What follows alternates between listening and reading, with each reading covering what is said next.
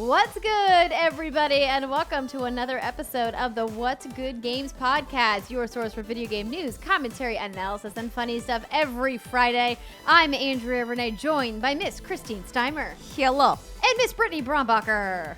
Hello. I feel like it's been a while since we've done The trio? this. Yeah, because I skipped out last week. You were busy doing adult I business things. was doing some personal business things. Personal business. Was last week the only week? Because I feel like it's been longer. It does feel like It does feel longer, but I'm not sure why. It may just be that I'm so used to being here and being like talking with all of you that because we have like streams and stuff that happen too, so it feels more regular than once a week. Yeah, True. yeah. It's true, but we had the wonderful zombie kills on the show last week, and we had a lot of fun. So thank you to everybody for reaching out to us about how you appreciated her appearance and thought that she also was as funny as we did. And then Britt and I had a great show this Monday, and now Now it's Wednesday. it's Wednesday. It's time to shoot this shit. And it's almost August, everybody. Yeah, I know, baby girl. What's It's good? almost means- your birthday. It's true. Yeah, exactly. Simon beat me to it. So I think I've decided, ladies, that I want to do a birthday stream on Sunday, August 7th. And the reason, Sunday, August 9th. That's 9th. the date. Okay. Because I want to be able to have an Animal Crossing fireworks party. We're going to be talking about that new Animal Crossing update in the news in just a few minutes. Okay. And this Sunday, the day after my birthday, I can't do it because I'm so grateful that my moms are making the road trip to come and see me for my birthday. Yay! I haven't seen them since Thanksgiving of last year.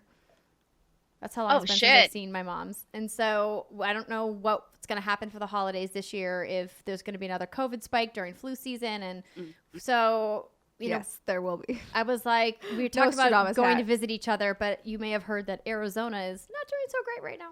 And Is so I was California doing much better? like, honestly, we are. Oh shit, Not that's bad. Not like a ton better, but we are doing better. Okay, well, And fair. thankfully, it's because our governor, is much more proactive and was proactive in the early days than the government of the state of Arizona has been. And it feels like Californians.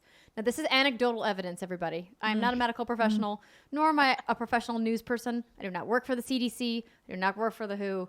But anecdotally, it feels like people in California wear masks more often than people in Arizona do. Anecdotally. Mayhaps. Yeah. Oh, well, I'm happy you're going to get to see them. I know we weren't sure for a while there. Are you just going to be doing some lounging, some poolside shenanigans? Because you guys are hot over there right now. Yeah, it's going to be 100 tomorrow, I think. It's gonna be very toasty. That's a lot of digits. Yeah, but That's a essentially lot the of idea is we're just going to be hanging in the backyard. We are going to make like a trek. 35 degrees Celsius or something. Yeah, something That like was hard. that. We are going to make a trek out to the ocean and go for a little beach walk, masked, Nice. of course, and we will make sure to stay far away from any other people that we see. But the beach is a pretty big place, and actually several of the Yes, beaches it are is. still open, which is great as long as, you are abiding by all the rules and not hanging out with anybody. And I just haven't been down to the water in a long time. And I know, that they want to see the ocean as well. Oop, sorry. You get the Air. There's you got air the in my slight air esophagus. in your lungs. You got the air. It's either coming out your mouth or your butt. It's definitely not coming It's out my true. butt, everybody. It's definitely in my esophagus. So It you can can come cover out of butt, all report of your back. pores. What? Report back, Steimer, if I start to fart, okay? Brittany needs to know. I will tell you, Whoa. That's but not I will I do also- not have a fart fetish. Do not have one. My face For the will record. betray me if something wicked this way comes. I honestly don't know if there could be anything more wicked than that one time I had the worst lamb meat burps when we ate Greek food and then recorded the show. No, okay, the worst thing I've ever smelled while recording a show was when I was back living in San Francisco on Kind of Funny, and Portillo let out one of the gnarliest farts I have ever smelled come out of that dog. And it was like just a slow hit. So I think Scarpino had it first. And then it was me. And then it was Greg. And we were just like, oh, God. Like, somebody get an oxygen mask in here. This is really bad. Poor Porty. No, fuck that dog. Dog farts are It was really bad. legendary Oh. bad. Oh, yeah. It I was know. unnatural. I don't know what they eat to make up such a disgusting gas, but it's real bad. We were traveling with my parents and we had Reb with us, and they wanted him in their bedroom that night. We're like, okay, have Good fun. luck. Sure. Three in the morning, text message. How does this dog fart so much? You wanted this. It's just his gastrointestinal system at work. It means he's healthy. I don't know. Yeah, is it? I'm not sure. Anyway, Are I'll farts look for good that for you? face Who's to on you, say? Steimer. Yes. If Andrea lets out a big one, I'll keep an eye out. It's not going to happen. I needed to eat more roughage in my diet today in order for me to have any gas. Roughage is important. Yes. All right, listen, everybody. Thank you so much for hanging in there. Whether this is your first episode, and if it's your first, I do. We're not honestly normally like apologize. this, except yes, we are. Except yes, we are. Or your 178th episode of What's Good Games. Back in my day, we listened to the podcast while we were walking to school, uphill both ways in the snow. Yes. If only we had podcasts back in those days. It's true. We did No, not. it We had would've been burnt walking through CDs. the We had hills. burnt CDs. That was what we had. It's true. Did you have like the Walkman with that you carried? Yeah. with Oh, the yeah. little Like the bell clip? cylindrical Walkman. Yeah. Also, or not. also oh. may I note that Steimer is laughing so hard that she's actually crying. I'm crying a little Literally bit. crying. It's okay. I do that I sometimes. have some tear coming out. Remember the Walkman? Remember if you when you ran with it, you had to hold it because if you jogged too much, it would skip. Yes. That was like the worst thing ever. Anyway. Thankfully, I didn't jog back then. I did run because I played soccer, but you didn't really listen to music while you were playing soccer. No, not those big bitches. Anyway. That's true. We do have some news to talk to you about today. Yes. I promise that we do. We just have a very small announcement. I launched another weekly Twitch stream, so you guys know that every Monday at 11 a.m. Pacific time, you can watch What's Good Games live at twitch.tv/whatsgoodgames. And taking some inspiration from some other wonderful ladies that we've had on the show recently, I was like, I want to commit to doing another Twitch stream once a week. So Andrea's Animal Crossing Afternoons was born. So Wednesdays, AAA. the AAA. That's right, everybody. Wednesdays at 1 p.m. Pacific time. You can join me booping around on my island. Now, will there be days that maybe I don't play Animal Crossing? Potentially. But Well- it has to be a title that starts with the letter A. I will work on it. And will there maybe come a day when I decide to transition that stream away from Animal Crossing to something else? Probably. Because there are lots of games out there to play. But join us Wednesdays, and by us, I mean me and sometimes Britt in the chat, at 1 p.m. Pacific time for some more Twitch action. And as I mentioned, birthday stream will happen Sunday, August 9th. Time still 9th or TBD. 7th. We've said both of those days. August 7th is 9th. incorrect. The 9th is correct. Got it. Because Yeah, 7th is a Friday, so yes. Yes. 9th. Yes. And thank you to this month's Patreon producers, Chewy's Godson, Alex Rigopulos, Faris Attieh, Mohammed Mohammed, Marcus Brown, Punkdefied, and Male Bittner. And welcome to our Patreon community, Tanya DePass. Oh, hey, Tanya. Good to see you. She was featured on Patreon's The Show Up with us. Kate Duhamel and Vile Cash Gaming. I do want to remind everybody, if you don't like listening to advertisements and you think to yourself, those ads those What's Good Games girls do go for so long and they make so many lewd jokes. We have an ad-free version of the podcast available at patreon.com/whatsgoodgames for just $5 a month. They get you access to not only our monthly exclusive happy hour Q&A, but also our monthly exclusive vlogs, anything else that we put on the feed, like voting for Patreon segments and other polls that we put up. Plus, you don't have to listen to ads. You can listen to the podcast ad-free. Patreon.com/whatsgoodgames. And Brittany, we've also got some new podcast reviewers. We do. We have I Read All of Them, who says, I'm 8, and I love this podcast and video games. I hope that's a lie. I hope you're not 8. Please don't I be feel 8. like we've had another young child leave us a similar comment in the past. But, they all got to learn about stuff at some point, and I guess we But are are those we teachers. the ones to be teaching them? Summer, look how great we all turned out. You're not wrong there. I think we're all pretty swell. We're pretty very swell. Very swell. We have Cito the Hunter, Super Saiyan Dave, and Ed Skeet 77, who says, without the listener even trying, they bring you into their What's Good community and deliver great entertainment and video game news. And pineapple does belong on pizza. Yes, thank you. Vindicated. Vindicated by Ed Skeet. And ladies, we have a 1-star review that I feel compelled to read. I know some folks don't like it when I read the 1-star reviews because they think it invites other asshats to leave 1-star reviews. But I will say that's not the case. I've looked at the charts. I've looked at the math. It actually does the opposite. Anyway, this one comes from I am the Ghost of Tsushima. No, you're not. I don't know why I gave this podcast a 1-star review. I am going to play Ghost of Tsushima now. Pepega clap, Pepega clap, Pepega clap, and then like 18 emojis of the person giving the shrug. So, that, all right. listen. You know, of all of the 1-star reviews, this is very not personal.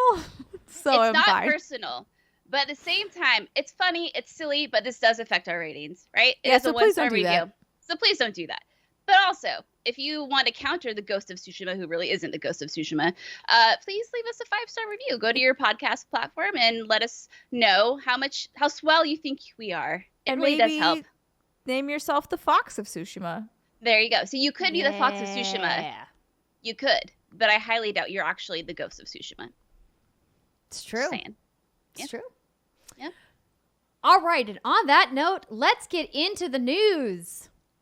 But before we do that, I do want to let you know that this week's news segment is brought to you by Honey. We've talked about Honey here on What's Good Games before, and I am personally a very big fan of Honey. So what is Honey, you might be asking? Well, it's this fantastic online shopping tool that's going to save you money because we all shop online.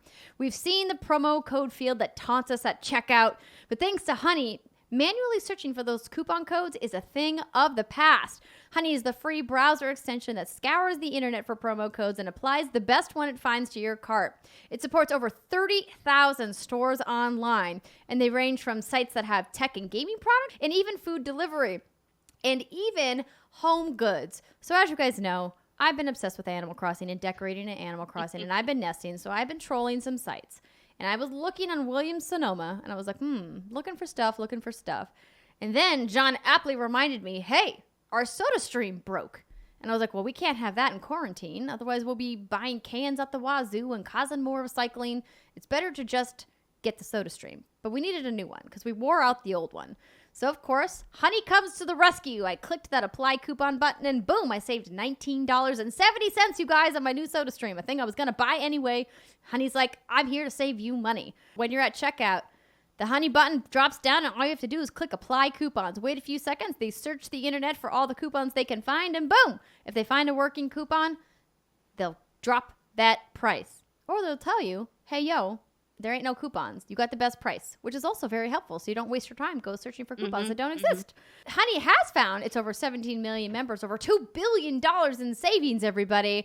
And if you don't already have it and you're like, how the heck do I get Honey? If you want to help us out here at What's Good Games, you got to go to joinhoney.com/what'sgood. Sign up for your Honey account, and then you can install the Chrome extension to always have that button pop up. So you got to go to joinhoney.com/what'sgood to join for free. Joinhoney.com/what'sgood supports What's Good Games and saves you money so you can buy more stuff. Brittany. Sorry. Hi. Hi.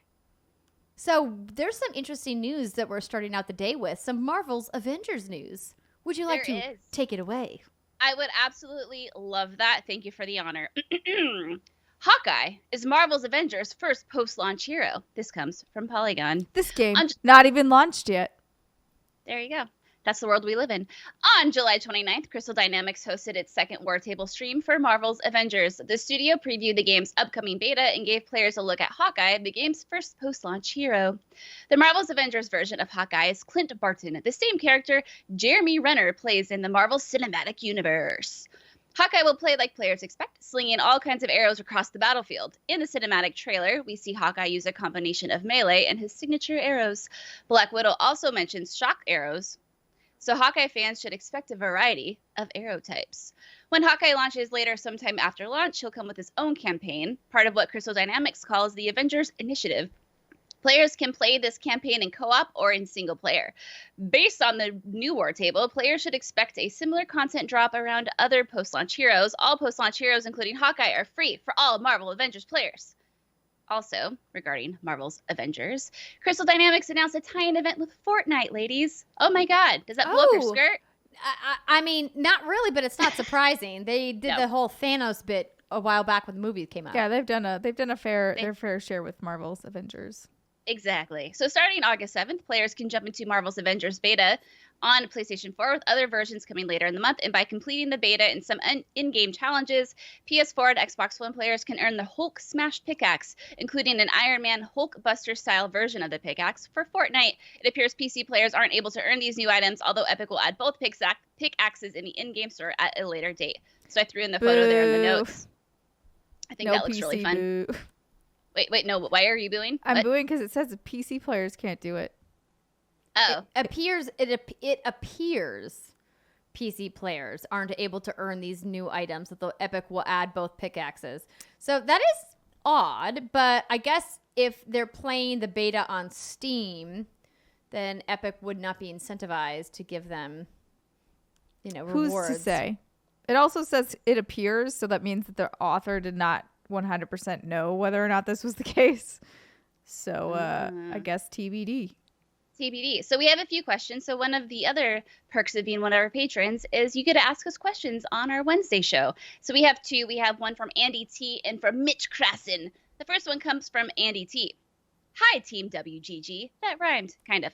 With regards to the new Avengers game, how much damage has been done to the game, do you think, by the developers not removing themselves from the movie franchise entirely? We see styling from the movies, but the characters seem wrong because we are all expecting Downey, Hemsworth, and company. Should they have stood strong and gone in a whole new style for the Avengers, or have they caved to please fans? Keep up the awesome work. Andy T. I don't know how I feel about this question, Andy. I got to be honest, because they're basing their artistic renderings of the Avengers off of the comic books where the Avengers originated, not off of the movies. And Crystal Dynamics has been very clear about that their story of the Avengers is set in a completely original timeline from the MCU storyline of the Avengers. And I know this because I had the privilege of hosting a panel with them, the Avengers Showcase at E3 last year. And so I got to hear directly from the team and directly from the people at Marvel. And I feel like I got frustrated that so many fans got so stuck on this idea that the characters in Marvel's Avengers needed to look like the actors in the MCU. And that's probably because I know how the business back end of that works and how much actor likeness rights cost and the royalties that they would have to pay someone like Scarlett Johansson to make her Black Widow in the game, even though she literally probably would have done nothing, including voice the character. If they used her face and her likeness, they would have had to just give her millions of dollars in profit sharing from the game. And I'm sure both Square Enix and Crystal Dynamics and also Marvel were like that doesn't seem right. Scarlett's getting her money from the movies. Like, she's getting her paycheck from the work that she did. And she probably shouldn't get a paycheck for not doing any work. Not only that, this is a entirely separate storyline. Right. So it wouldn't actually make any sense to have Scarlett's widow be this widow. Right. Exactly. So just a little business side of the business, that's really a big reason why. But Steimer's point is even more important, that Crystal Dynamics wanted to make a story that wasn't tied to the canon of the MCU, because that would just entangle a lot of things for fans and would also kind of handcuff what they could do creatively, because they would have to, be beholden to what events took place in the MCU. And so now they're like, hey, we can still work with this comic book lore. And it really does look like, from what we've seen from these war tables, they are digging deep into those Marvel vaults to pull some really obscure bits from the comic books into this game. Obviously, we're not going to know for certain how deep that goes until the game comes out, which is honestly really, really soon. I think it's a boon for Crystal Dynamics and Square that Cyberpunk got pushed to November out of September. So now they kind of have a relatively open window, because Destiny got pushed too. Yeah, I think probably what they're more aiming at is that a more casual, generalized audience might pick up this game, seeing the Avengers logo, thinking it is in some way tied to the movies that came out. I think in that sense, the fact that this game has been delayed over a year has actually very much helped it, because there's that space for a consumer who might be more casual but still enjoy this franchise to dive in and be a little bit more open-minded. I think if this had come out when it was originally intended to come out, it would have been a much bigger problem for them. And I think their sentiment would have actually tanked a lot more. But where we are now in the life cycle of both those movies and this game, I think they're sort of in the sweet spot where people still do remember the movie. They may still be searching for it. They may still be interested in it, but they aren't necessarily... They don't have such a close connection where it just came out and they just saw Scarlett Johansson be Black Widow and they just saw all these actors, Chris Evans being this, like, and they expect that face to show up on their screen. I think that has dulled a little bit and they'll be okay. Good job, ladies. You nailed that question. I don't have a horse in this race. So that was a very compelling answer. Thank you for your insight. Next. You're welcome. Mitch Krasson has a follow-up question. For Avengers, I understand they're holding off on some Captain America gameplay due to the way their story functions, but do you think it is a mistake to not really show much of his gameplay comparatively prior to release? He is a significant portion of what will be gameplay, and we haven't seen anything of him in months. I don't know if it's like... Because they have showed him. They showed him at the very beginning. I'm going to be completely honest here. Like, I don't know how deep any of these characters, like, gameplay trees really go. I don't know how much more different he's really going to feel than what they've already showed. He's going to throw his shield around and he's going to punch people. That's what he's going to do. It was really satisfying to do that as him during the demo. Yeah, and I mean, I'll agree in the sense that I think it's a little odd maybe to me that their story function is built on him, like, being gone in a lot of it. And I'm like, I thought it was dumb. But straight up, we all know superhero stories. We all know, like, unless you see that person die, they're not dead. Right. And so I just think it's a little bit odd to try and be sticking to this thing that it feels like literally everybody knows is not true. Yeah, so I brought this up when we had the opportunity to interview the dev team and play the game. As Brittany mentions, we got to get hands-on with the game at a PAX quite a few months ago now, and we all had a really good time playing. It was really fun, and I think the reason why I felt so upset even more so getting to play as Captain America and then knowing that they made this big, you know, kind of like show of him being gone or something, like, air quotes, dying. Obviously he's not dying, but I was like, why did you guys do that? Like, it's clearly he's going to be part of this. You wouldn't create a character as iconic as Captain America and then give us some gameplay to play and then say that he's gone. Yeah, it would just feel really, really bizarre to even bother showing him in the first place if he was only going to be in the first 30 minutes of the game. It just, I mean, he might not be in all of it, but he's definitely got to be in there more than that. Yeah, and for the record, when I asked them this question point blank in a press interview, they did not give me an answer. It was, I mean, I'm sure they can't, right? Like, because they're like, no, he's gone, and you're like, but he's not. Like, this is sort of the worst kept secret. Like, how could he be? Yeah. You really bothered to model this character. You bothered to animate this character. You bothered to build out this character's skill trees. You bothered to, like, do all of this shit just for him to be in this game for 30 minutes. Like, I really doubt that. Right. That was my big point too. And I it was clear that the team did not have an answer that they were comfortable sharing in front of a room full of press. And I'm very, you know, grateful that I've gotten to work with the team at Square Enix on several projects and gotten to work with the team at Crystal Dynamics on a couple things. And, you know, I have a little bit more of a rapport. And so maybe they, you know, we're a little bit more like, hey, why are you giving us such a hard time? And I was like, well, because this is a question that people are asking us. Obviously, like, Mitch is asking us about this. And we want to know, like, why did you guys make that call? But I think honestly what it comes down to is that someone in the marketing team was like, this is how we're going to spin this. They built all these assets. And then afterwards, I'm sure somebody was like, yo, but this doesn't, like, these are the questions we're going to get from fans about, like, why we're doing this. And they're like, it's too late. We've already spent all the money making this asset. We're going with this, Bob. You shut up down there. Be quiet, Damn Bob. It, Bob. Damn it, Bob. And Bob's like, Bob, why you ruin everything? but the internet's going to be mad. And they're like, we don't care, Bob. The internet's always going to be mad. And I mean, you're not wrong on that point. But wow. I mean, that's real. That's real. But yeah, I do Bob. think it's a little strange. But at the same time, I'm sure once we play the game, it will hopefully make sense and everything will feel just fine. Yeah, speaking of which, the beta's out next week. We will have impressions for you guys in next week's show. We're very excited to play, and I'm definitely excited for this game to come out. I honestly think that with each war table that they've put out, that they're showing more and more of a positive look at the game, and then people are getting more interested. And that was my feeling when I saw this game for the first time back at E3. I felt like I was in such a minority. I felt like so many people were like, this game looks like trash. Andrea's paid off. Of course she likes it. She works with Square. And I'm like, no, dude, I feel like Crystal Dynamics is a great studio that's put out really awesome games that are fun to play, and they're trying something different. And instead of the internet giving them a chance to prove that it's going to be different and fun, they're just shitting all over it because they think it's the funny, cool thing to do. And I'm not about that. Sure.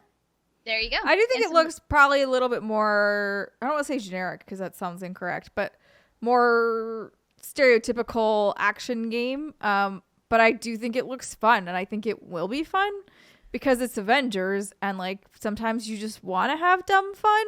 So I feel like, to me, what I equate this game to is like a popcorn flick of a movie. This is not going to be something that I necessarily go in having high expectations of, even story, which I know Crystal can usually pull off, but for this time I'm expecting it to be like a fun, dumb time, and that's A-okay. You want to put Hulk in a suit is kind of I what do. I want to to put Hulk in his pinstripe suit. I want to walk around and like have weird cutscenes with him in it, just being dapper and shit. That's gonna be great.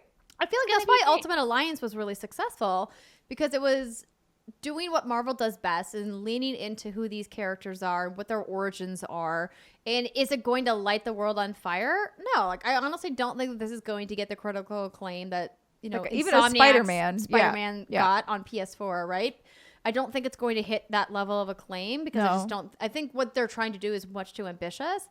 But I think that this game is going, like Steimer said, it's going to be a lot of fun. And I hope that people give it a chance before they shit on it. They won't though. Because if you do, then you can't shit on it. That's the point. And shitting on things is a fun thing. You have to shit on things you don't know about. It's like you don't poop where you eat. Like, you know, if you're gonna do the thing, you're gonna do it over where you have no interest in going, because otherwise it's too close to home. Because it doesn't affect you. Yeah, because it's not. Oh, okay. That's some deep shit. No pun intended. That's super deep. Some more clarification on the beta. So if you have it pre-ordered, like Andrea said, it's August 7th through August 9th. If you have not pre-ordered, there's 2 weekends, August 14th through the 16th and August 21st through the 23rd. And you'll have 4 heroes, to play from. There's going to be a taste of co-op stuff, single player stuff. So I'm excited. Obviously, I'm a casual fan. I couldn't tell you much about any of these characters. I know Hulk's a big green dude, and that's honestly all I really care about. He nailed it. Yeah. That's what I'm looking for. I'm not looking for. It's kind of like when I played Spider-Man. I really got invested in the lore of Spider-Man, like while I played it. And then as soon as I stopped playing it, I kind of forgot about everything. But since it happened, he got bit by a spider and turned into a Spider-Man. I know that much. Also, his family member dies. One family member dies. There's villains, and he usually beats them. Yeah. Yes. Exactly. Usually. By the skin of his spider teeth.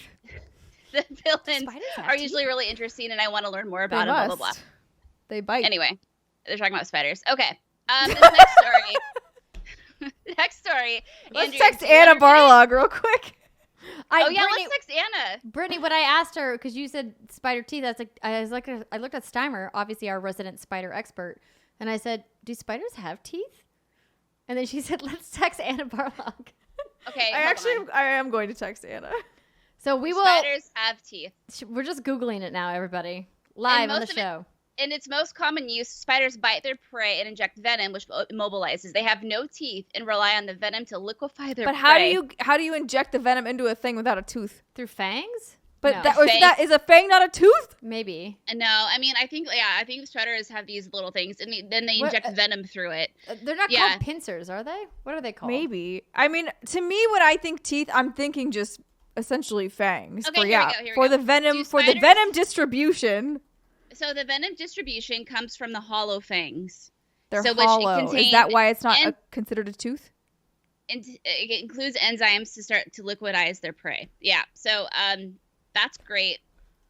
I really do like learning about sort of shit like this. I don't know why, but it is very fun to me. It is fascinating how different species have evolved to kill their prey. Oh, are spider fangs teeth? People also ask. Yes, Google. This is the question that we all are wondering. That's exactly what I'm looking at.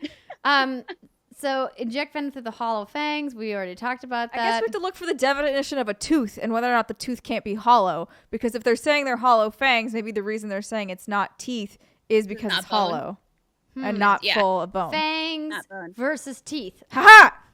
We are not the first person on Google to look for this. Okay, what are spider fangs made of? The fangs are a composite of protein and chitin, a carbohydrate molecule found in the shells of many insects. Okay, so yeah, it's not bone. So it's a fang. Is a long pointed tooth, it says, though. It says tooth. In mammals, though, a fang is a modified maxillary tooth used for biting and tearing flesh. Spiders also have external fangs, which are part of the chelicerae. Must be part of their fucking idea what that is. exoskeleton, I would guess. So yeah, it's like, okay, apparently you can have different kinds of fangs. You can have fangs made of protein, which is like what spiders have, or you can have fangs like our vicious animals have, Andrea, like Mav and Reb, vicious fangs, because they're vicious killers made of bone. Listen, Fangs are made of bone. I found another lizard inside the house without a tail. Okay. Oh Lord. But the it was tails still are alive. The tails are designed to fall off, everybody. I'm suddenly much more afraid to play grounded.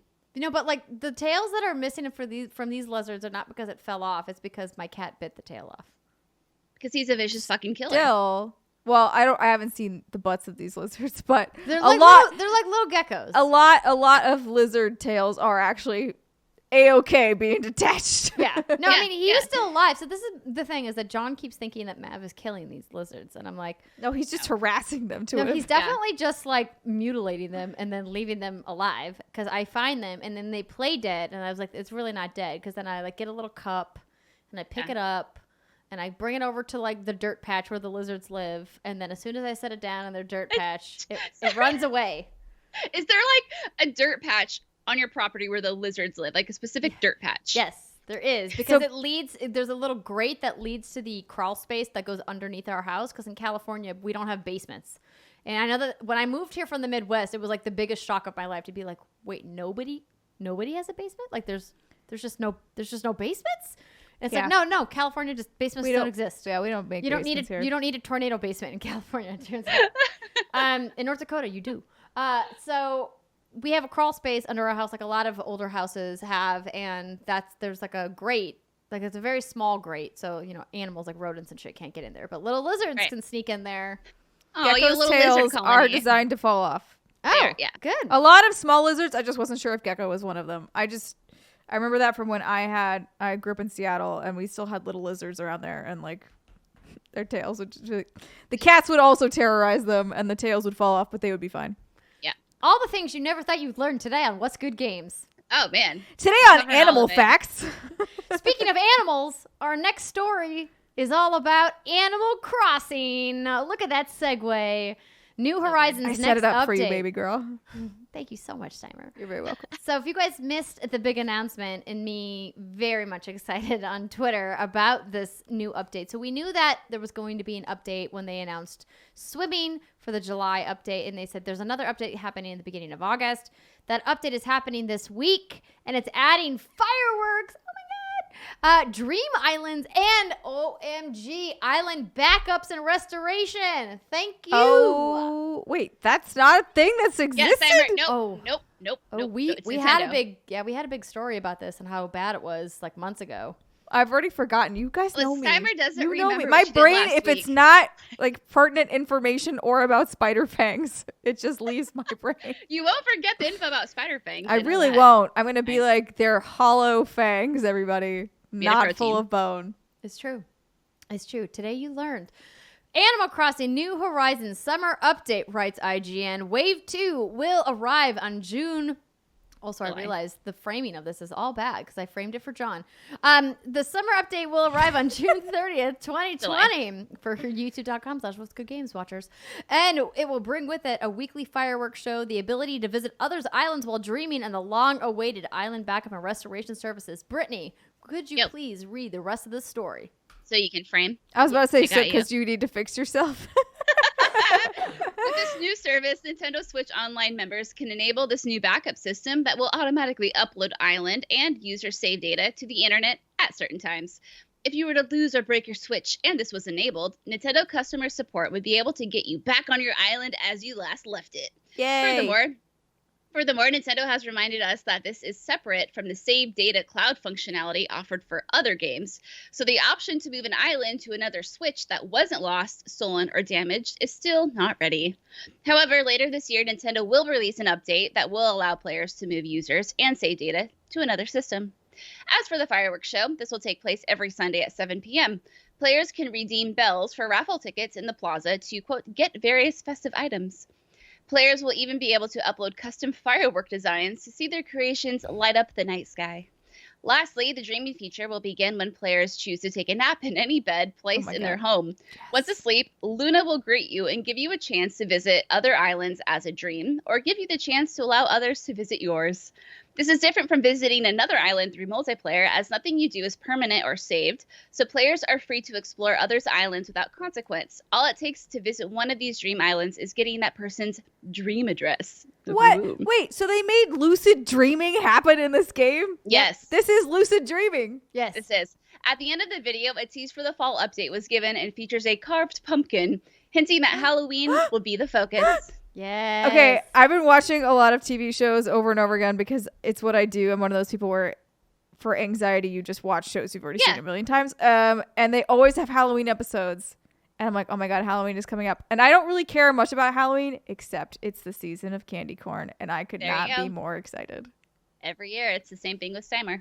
Yeah, it is. Corn. I'm very I like the candy corn. I like the candy corn and the candy canes. Sorry, candy corn, candy canes. Those are my two seasonal bests. What I'm gonna do is I'm gonna buy a fuck ton of candy corn. I'm gonna make a little candy corn trail leading from Steimer's apartment in California to my house in Washington. That would be so many candy corns. It would. But think of all the candy corn you'd get, and at the very end, you'd be greeted by me, maybe naked. Who could say? I mean, in a can pool you make of candy corn? What if you made like a candy corn bikini? Just saying, that'd be pretty hot. Like it was like crochet, but candy corns. Like the edible underwear that we ate. Yes, Andrea. Yes. Okay, I can do that too. I mean, that would be amazing. Oh, God. I really like candy corn. I mean, I talk to you every week, but I miss being in person. Anyway, no, it's not the same. It's not the same, Brittany. Andrea, I have a question though for you because someone on Twitter was like, yo, are you going to recreate Britt's faces in the fireworks? And you said, maybe. Why maybe? Why not 100%? Because we're not sure how hard that's going to be. Because right now, the tools that you can create custom designs in on your own talent and not using like the one tool that I found online to do the square designs, it's really difficult to draw in those pixels. Because there's a good amount of pixels, but there's not enough pixels that you can get really fine shapes. So I can make your face as long as you're okay with it being very derpy and potentially not recognizable as even your face. Have you seen the portraits she makes of us? That's fair, Steimer. Listen, Steimer, I gave you the most luscious lips anyone has ever had. You gave me some injectables. They were nice. And I need to know. That's all, Britt. Yeah. Britt, I need to know what the tools are before I can make the majesty that is your face, okay? Thank you. But I just want an artistic rendition. It doesn't have to be, pixel for pixel, face for face. That doesn't make any sense. Anyway. Face for face. Face for face. Just however you interpret. If it's just a big splash of red and orange, that's good enough for me. Ooh, so I do want to ask, though, if I'm going to make Brittany's face, what is like the one feature that I need to make sure to get right? Is it the lips? Is it the hair? Blue eyes? Is it the blonde hair? It could be the mouth. For a firework, only because it's for a firework. And so I'm like, for a firework, the thing I think you can get the most right is like a lot of whitish, goldish around as a halo. Yeah, so I could do the mouth, like the downward mouth, like the dirt mouth, and then just white gold on the outside. I think that alone should be recognizable. Chef's kiss. Dirt, mouth, and hair. Got it. And then if we can get more detail than that, then we're good. But we'll like get that, the eyes. That alone should do the trick. Perfect. Dirt mouth. Let's go. Okay. No, I was very excited about this. I am a big fireworks fan. I think I mentioned it when we were talking about the 4th of July, or maybe I mentioned it in my vlog, that I missed very much being able to go see fireworks for the 4th of July this year because of what was happening. And I love how we're such different people. Yeah. I'm like, I don't like loud noises. Please no. Oh, I live for fireworks show. And apparently there was a bunch of fireworks that were let off around the city of Los Angeles and the county of Los Angeles. Girl, yeah, you should have just come to my house. Oh, no, I heard them. I heard lots of them. I saw a couple through the trees, but it's not the same as like going to like a fireworks show. Sure. Yeah. Like Downtown Disney, the fireworks show or whatever. I feel you on that. Yeah. So I missed that. So I'm excited for this, and I'm excited for just more stuff to do. And the dreams, I think, are going to be really fun. Being able to visit other people's islands is really exciting. Taking And be like, inspiration. I'm stomping through your flowers. And you're like, but it doesn't actually do anything. It might just be very cathartic. Yeah.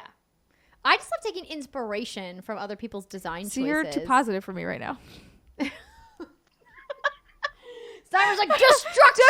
That's and I'm literally, like, yeah, I was look like, at the really cute flowers she put on her beach. yeah, I'm like, but you could see that in real life. Why not destroy those flowers in the dream? Because it means nothing. There are no consequences in dream world. That's lucid dreams, man. That's why people try to train themselves to do them. Yeah. So you can do all sorts of fucked up shit in your dreams. You could be like, I'm flying now, and then you'll fly. Yeah. Boy, oh Exactly. boy. Well, we got peak salty Steimer, everybody. All right, Love it. moving on. Our next story is all about a brand new game that's in early access that we saw in the Xbox Games Showcase. Grounded is already a hit on Steam. So over at GameSpot, they write that Grounded has had such a strong debut, shooting to the top of Steam's top sellers list after yesterday's launch. The Honey, I Shrunk the Kids inspired survival game is an experiment of sorts for developer Obsidian Entertainment. Grounded's concept is a curious mix between Honey, I Shrunk the Kids, as we mentioned, and a survival game like Rust or The Forest. You play as one of 4 teenagers in 1990, either solo or with up to 3 other friends, all of whom are shrunk down to the size of mere millimeters as part of an experiment. From here, you find yourself trapped in a backyard full of hostile insects and creatures. You're going to need to cook food and find water, construct a base, and craft weapons and items to fend off spiders and other creepy crawlies that are trying to kill you. Grounded quickly became the top-selling game on Steam after launching in early access, despite being freely available as part of Xbox Game Pass for PC as well. Steam DB shows a concurrent player peak of 12,543 players. It puts it near the top of Steam's top 100 most played games. However, puts it near the bottom of the top 100, but it's in the top 100. And do you know how many games are on Steam? Way more than 100. Oh, way more. Way more than 100. But thank you for that clarification. Didn't mean to confuse anybody. However, this doesn't take into account those playing on Game Pass or via the Windows Store. These numbers jump in terms of Twitch views too, with the survival game reaching the top 3 spots in terms of viewers on the streaming platform. Now, Brittany, the most important question I have for you is, have you actually seen Honey, I Shrunk the Kids? Yes. Well, kind of. Oh. Okay, so here's the thing. We talked about this with Zombie last week. I remember seeing particular scenes, like when the dad sees the kids for the first time and they're itty bitty. I think they're in like an attic or something. I don't remember. They're like in a basement. Basement or yeah, top or bottom. His lab basement. So I remember like bits and pieces, which leads me to believe I've seen the whole movie at some point. I know. But so okay, but it's just at this point, it's just bits and pieces. Bits and pieces, like every other movie I've maybe sort of seen. I can't wait for our last segment of this show, by the way. Which, do you want to tell everybody what it is, Brittany? Are we doing it? Did you two decide what you want to do? No, I have we're a list. doing it. Okay, so for the third segment of this show, Andrea and Steimer are going to give me movie titles, and I'm going to guess the plot of them based off of that alone. Yeah, that's the shtick. I'm wondering if I should be able to have like a lifeline, like give me one little like tidbit about each movie so I can run with it. But yeah, we don't have sure. to. Okay. Yeah, we can give you like little leads here and there. Yeah. Yeah, but going back to the story, because I think this is really, really great for Obsidian Entertainment. I will fully admit I was one of the ones who saw Grounded at first, and I was like, it looks fun, it looks fine, but when you think of Obsidian, you don't think Grounded, right? It's great. I'm seeing it all over my timeline. I feel like everyone's playing this game, and they're talking about how great it is. And I think that's awesome. They tried something new, and it's paying off. So good job. I want to try it.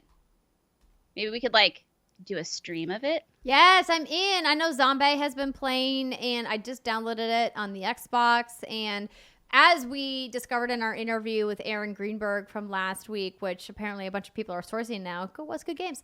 There are over 10 million people who have Xbox Game Pass. And so clearly there's a bunch more people that are potentially playing it that Steam cannot show. But it is interesting that people are going to Steam when it's part of Game Pass. But That's probably People why wanna he keep was like, those- don't worry about Microsoft. We'll keep making money. Also, let's toot our own horn here for a bit, Andrea. How I feel like Yeah. every freaking editorial company website, everywhere, everyone is picking up that interview. Yay! I'm getting so many notifications from because I have BuzzSumo. I'm subscribed to BuzzSumo. So whenever What's Good Games is in anything on the internet, I get a little alert. My inbox is flooded. That's Yes. fantastic. Very Go team. good. See, this Go is team. this is why we appreciate our friends at Xbox for giving us the opportunity. I am very grateful that I've known Aaron for a very long time, and he is a really great guy. And so when they said, he's got a very limited schedule, but we want to make time for What's Good Games, we were like, thank you, Xbox, for considering us. We appreciate that. And we, you guys, if you listened to the episode from last week, you heard the whole interview. Like, we asked him a bunch of really dumb questions at the end because we're like, it's What's Good Games. We got to ask you some dumb questions. But we had to ask a couple good ones. So, Big girl questions. Only a couple. just a couple. Just a couple. Here's my thing, and I told Brittany this before we did the interview. And this is like real talk. I've done literally thousands of these interviews at this point in my career. Literally thousands. That's not an exaggeration. So I've heard every PR deflection in the freaking book. Every one. We're not talking about that yet. Or we'll I have more used to detail write in the- some of those. Steiner knows exactly all these deflections. And so, I don't bother asking those questions anymore because I'm not at an outlet where I have to. Because I know that this is our show and it's what we want to talk about. And a lot of these PR people I know, and I'm like, just tell me, are you going to answer questions about this stuff or not? And most of the time, they're like, we're not answering questions about that. So I don't even bother asking. We only had 15 minutes with Aaron. So I was like, I don't want to ask him a bunch of questions. Or he's going to be like, we're not talking about that today. Yeah, or exactly. no comment. And Yeah. you're just Rehash everything. Fuck off. Or he's going to give me some BS answers. And that happens a lot, during interviews where we'll get run around answers from dev teams because they don't have an answer that they can publicly tell us yet, or they don't have an answer that they can publicly tell us ever. And so I don't want to waste my time with those questions anymore. And our thing at What's Good Games has always been about positive, upbeat coverage. That's what we like talking about. That's what we like doing. We want developers to feel excited to come on What's Good Games and talk about their games, that we're not going to gotcha them. We're not going to try to trap them into questions where they're going to get these bad pickup quotes. We want them to be happy and excited about the games that they're making because their games make us happy and excited.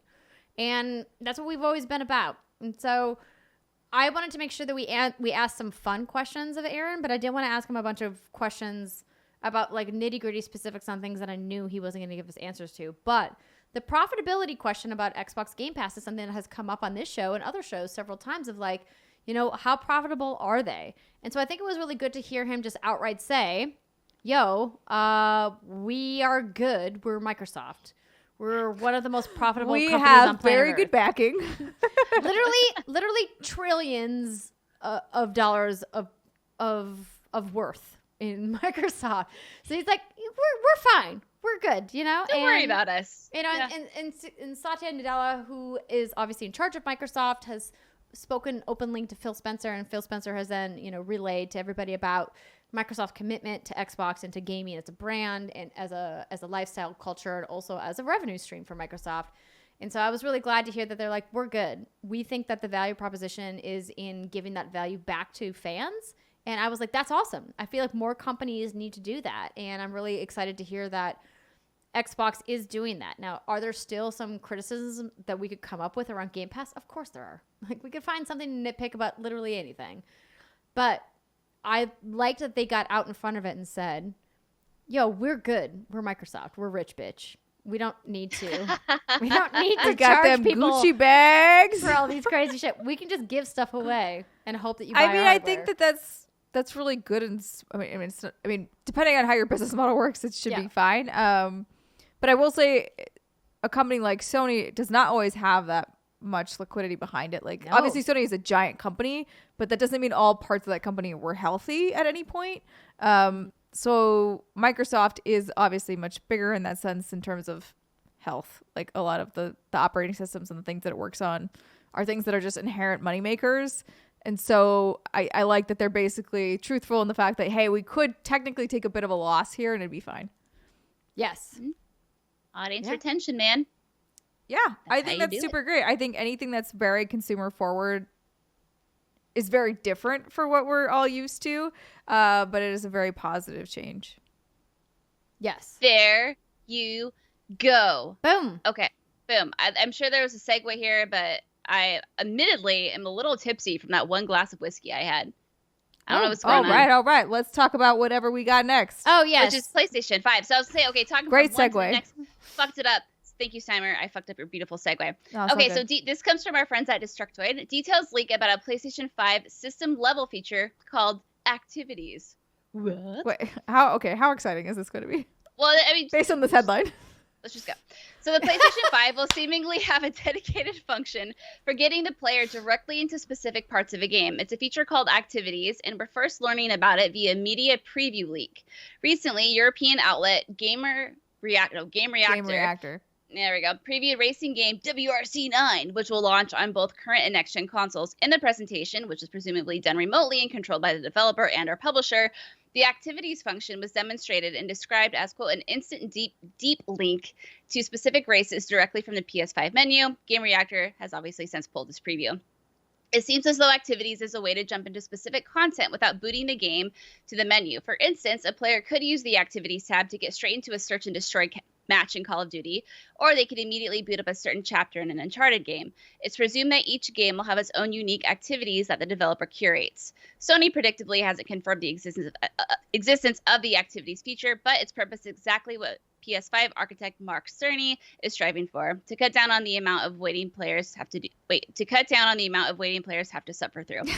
Anywho, I was like, the word "suffer" there is a bit extreme, but sure. Suffer. We have to So it sounds suffer like- through the waiting. Yeah, But so yes. this article was published, and then obviously it was pulled because Yes. they're like, They were like, drats. "Oh, did you mean August?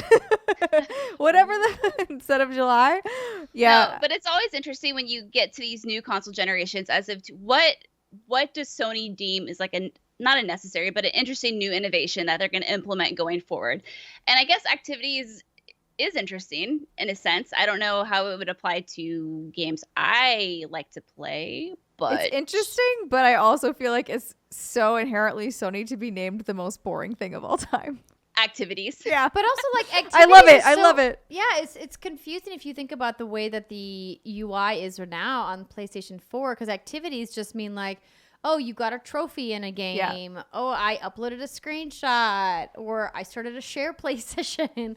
That's Yeah. the way Right. it is now in the UI. And so to be like, oh, we're doing something way more comprehensive with activities, air quotes. Yeah, it might be a tab you want to check every now and then, or you want to go to every now and then. I feel like I would, but yeah, again, to me, that is the most stereotypical Sony move to possibly happen. Do something somewhat cool with the architecture of the PlayStation, and then just name it something like activities. So it looks like there was a LinkedIn thread that is now deleted where Sony Vice President Matt McLaurin confirmed that the PS5 will have a redesigned UI. So maybe, yeah, like Sarah said, you'll want to check out this specific activities tab.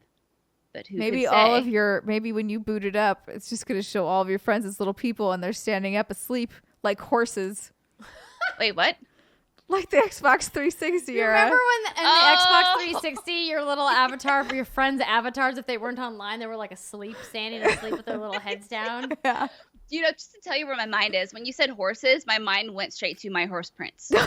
Oh, that's no! fair. That's fair. I What? forgot you'd played that. Yes, yes. Oh, God. I went to that terrible clip that Rihanna posted where she murdered all those horses in Ghost of Tsushima. Oh, that was also sad. Oh. She was like, let me throw this giant bomb into this group of enemies on horseback, and all the horses died. And I was like, no, but this is horses do to you. This is like, oh, She I had couldn't no watch remorse. Braveheart. I couldn't watch Braveheart because they killed all the horses. I was like, those horses did nothing.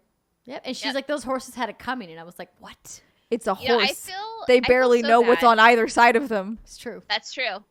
But I do feel bad whenever I kill a horse in a video game. I feel really bad. Like, really bad about it. Yeah. Yeah. I don't Shout out feel to bad Shimmer. about... Fucking Shimmer. Oh.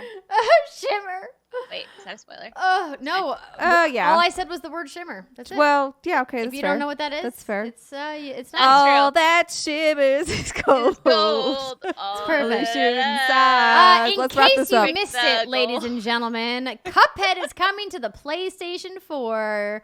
So it was officially announced that Cuphead, yes, that Cuphead is going to be on the PlayStation 4 for $20. A special update for Xbox players also includes a digital art gallery, behind-the-scenes commentary, and a playable soundtrack. So we heard this week from Studio MDHR, they had an interview with Jeff Keighley as part of his Summer Game Fest programming, where they were like, yo, what's going on with this Last Delicious course that you guys unveiled a long time ago? And she was like, so about that, we probably announced it way too early. Spoilers. It turns out the style of animation we do is hard. I'm paraphrasing here, obviously. Yeah. And it's still going to need a little bit more time, which is no surprise to anybody because that game, that kind of hand-drawn animation style takes forever. And Studio MDHR famously used a very inefficient workflow. And then Microsoft came in and was like, wait, how are you guys know this could be a little easier. How are you making this game? They're like this. This is how we make the game. And they're like, can we help you? And they're like, yes, please. But obviously they had already done all of this work. And so changing the workflow wasn't as easy as it may have just sounded. So it took some time. So basically what I'm trying to say is making video games is hard. Making hand-drawn animated video games even harder. Yes. It's true. So they gave a little update, showed some things. It looks just as amazing as Cuphead looked, and I'm sure people who never got the chance to play Cuphead are going to be excited to try it on PS4, and you can get it for $20. And if you want to see the update, of course, you can go to Jeff's website, summergamefest.com. Private Division has signed a publishing agreement with Moon Studios, League of Geeks, and Roll7. So Private Division is the brand new publishing arm underneath Take-Two Interactive. You may know them from such gems as Disintegration and, of course, The Outer Worlds. So The Outer Worlds was published underneath Private Division before Microsoft Game Studios bought Obsidian, and now anything that Obsidian publishes will be published underneath Xbox Game Studios, to be clear. Sorry, not Microsoft Game Studios. That's because that's what we used to call it back in my day when I had to walk up in the snow uphill both ways. It was Microsoft Game Studios. It's not anymore. It's Xbox. It's not. They smartly changed it. Consistent branding is the thing that marketing people are very much in love with. Anywho, Private Division is a publisher, and they have got new studios that they're working with. Moon Studios, of course, known for both Ori and The Blind Forest. This comes from gamesindustry.biz. And The Will of the Wisps, of course, will be working on a new action RPG through the partnership. We saw a little bit about this, just a brief teaser in the Xbox Game Studios showcase. While Armello, creators of League of Geeks, focus on a new game and IP, and then Ollie studio Roll7 is working on a new flow state game. What is a flow state game? I don't know what that means. Flow state. Even it just makes me think of the game flow, but flow state game. So in positive psychology, a flow state is the mental state in which a person performing an activity is fully immersed in a feeling of energized focus, full involvement, and enjoyment in the process of the activity. Is that related? The other thing I found on Google from what is flow state gaming in gaming, he determines, so this is from an interview, the flow state as a state of maximum focus, dedication, and immersion in an activity. The characteristics of this state are the transformation of time perception and loss of self-consciousness, which means feeling that the time flies and all the problems and ideas in a person's head clear away. I mean, that sounds fucking amazing. Sounds like drugs. Sounds like drugs indeed. Okay. Where's the not? line? Does it not, Brittany? Am I wrong? No, you're not. Okay. You're not wrong. Like because when drugs. Andrea No, was that's describing definitely it, I'm like, drugs. it sounds like a little bit 2020. Okay, and then erases it. I'm like, that's like Samara said, that's drugs. That is something altering the state of mind. Could it be healthy meditation? Indeed. Or could it be drugs? So apparently this quote came from one Geneva Chen, the creator of Journey. I was going to say this sounds like a that game company sort of shtick. Yeah. Although I don't think, does he work there anymore? Yes. Okay, yes. I wasn't sure. Well, Interesting. he did found the company. So you can still leave a company That's you true. founded. That's fair. You're correct. You can found other companies. Yep. Nope. You're not wrong. You are right. Anyway, that is going to do it for the news for this week. We hope you enjoyed the tangents that we went on and that you had some fun along the way. and you don't give us a 1-star review because we went on a tangent. Please don't. Please don't do that. We love you guys. We are going to be back right after this very short break to talk about what we've been playing. Stick with us, everybody. We'll see you in a minute.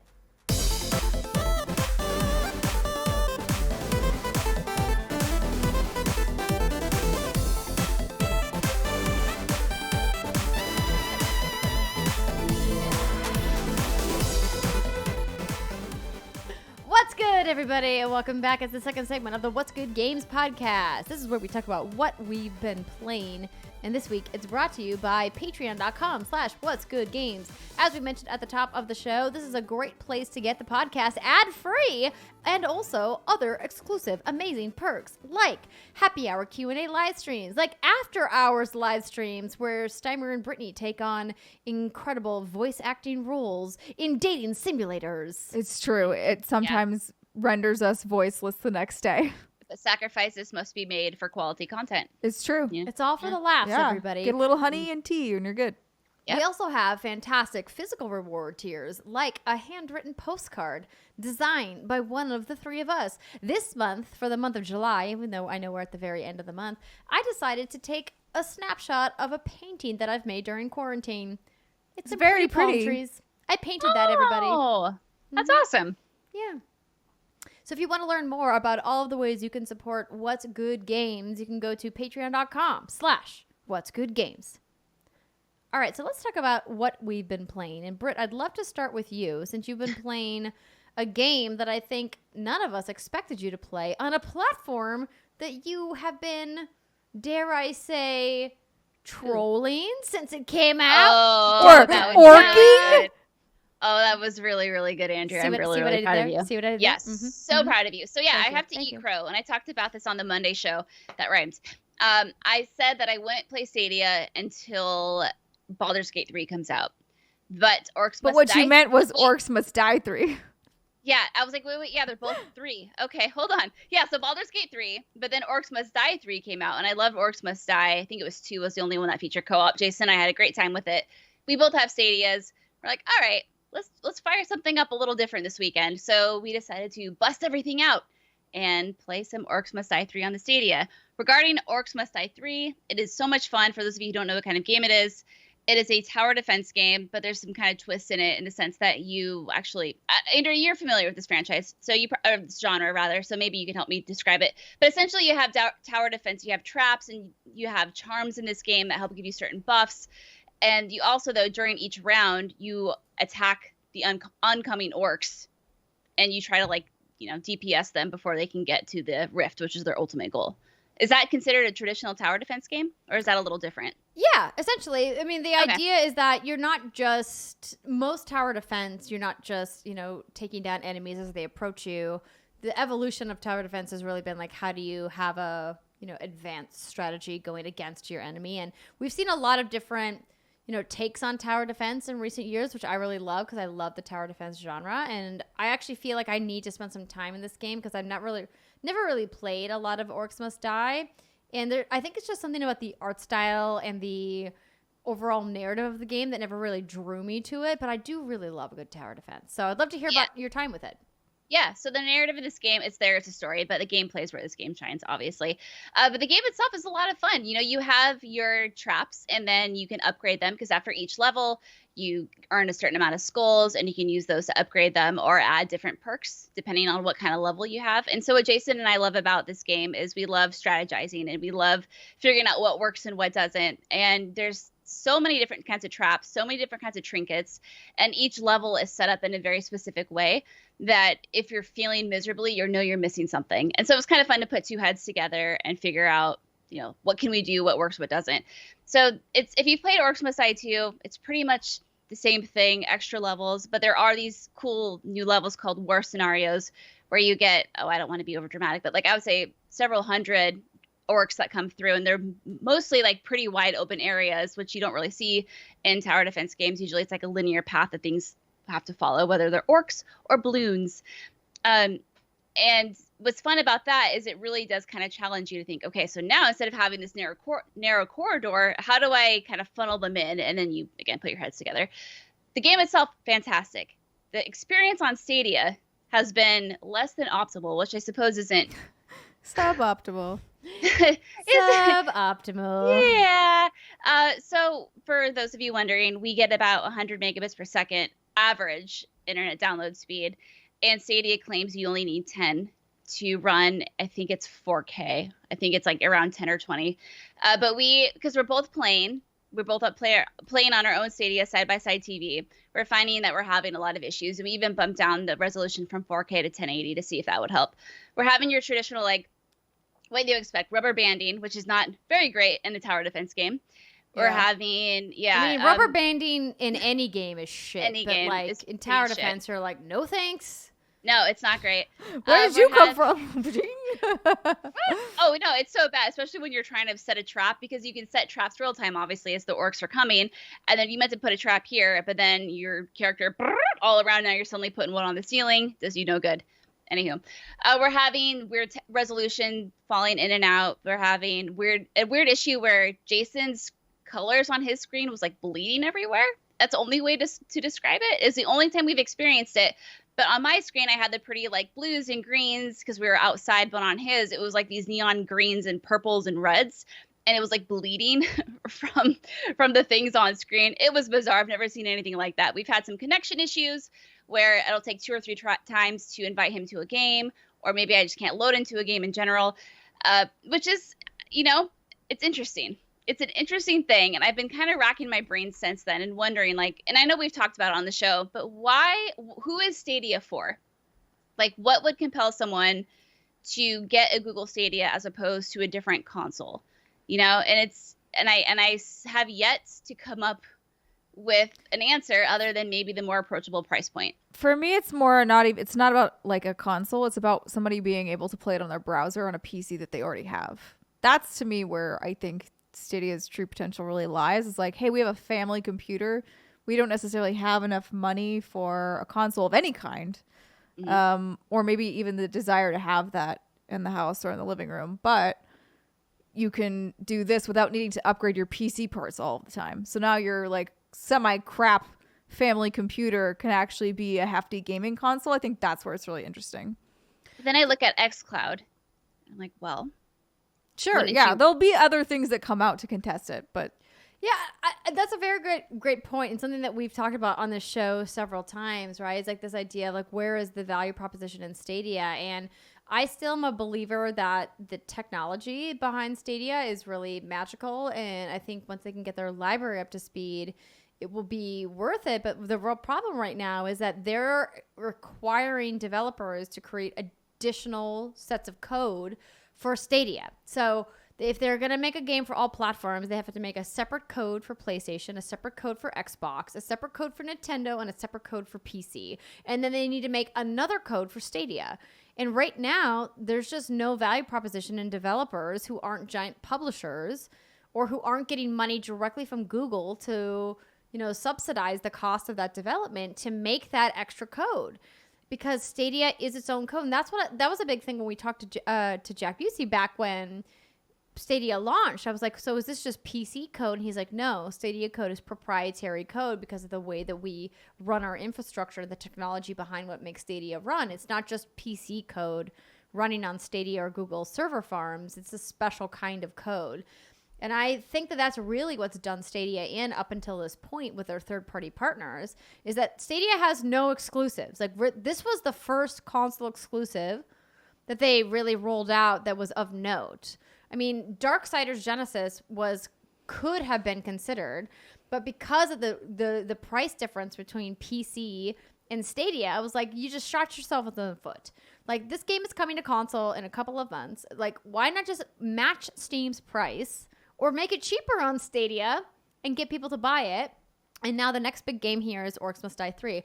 But they have yet to have like a giant AAA third-party exclusive on Stadia that makes people buy a Stadia. So to answer your question, Brittany, there is no reason. There's literally no reason to get a Stadia right now unless you want to play older games and then you want to play it, with a relatively low access point, because you can use a Bluetooth controller, an Xbox One or DualShock 4 controller, hook it up to your PC, and as Summer said, boot up your browser and play in Chrome. You can do that right now, but if you want to play on your television, you have to have the Ultra Chromecast that comes specifically in the Stadia edition, and then you have to get Stadia's controller, because I don't believe that they have rolled out third-party controller support for the TV version. It's only on if you're connected to your PC and you're playing in browser. And so it's just like and also like the fact that we have to keep track of this giant spreadsheet of which platform has which functionality live right now, what's not live, and what's functional with a cable and what's functional wireless is like it's a fuck up. And like it's exhausting trying to keep track of how many fuck ups Stadia has had in a marketing sense. It really is. They just should never have announced. They should never have released. They should have just kept this under their hat and said, we're working on a streaming platform and we're really excited to debut it. More info coming soon. And then not released it. It's just too early. Or they should have just done what Xbox did with xCloud and said, we're going into early access trials. Nobody pays anything. We just want everybody to beta test it. And honestly, the only company I think on planet Earth besides Amazon that could challenge Microsoft in money is Alphabet, who owns Google. And so they could have done it for free, but they didn't.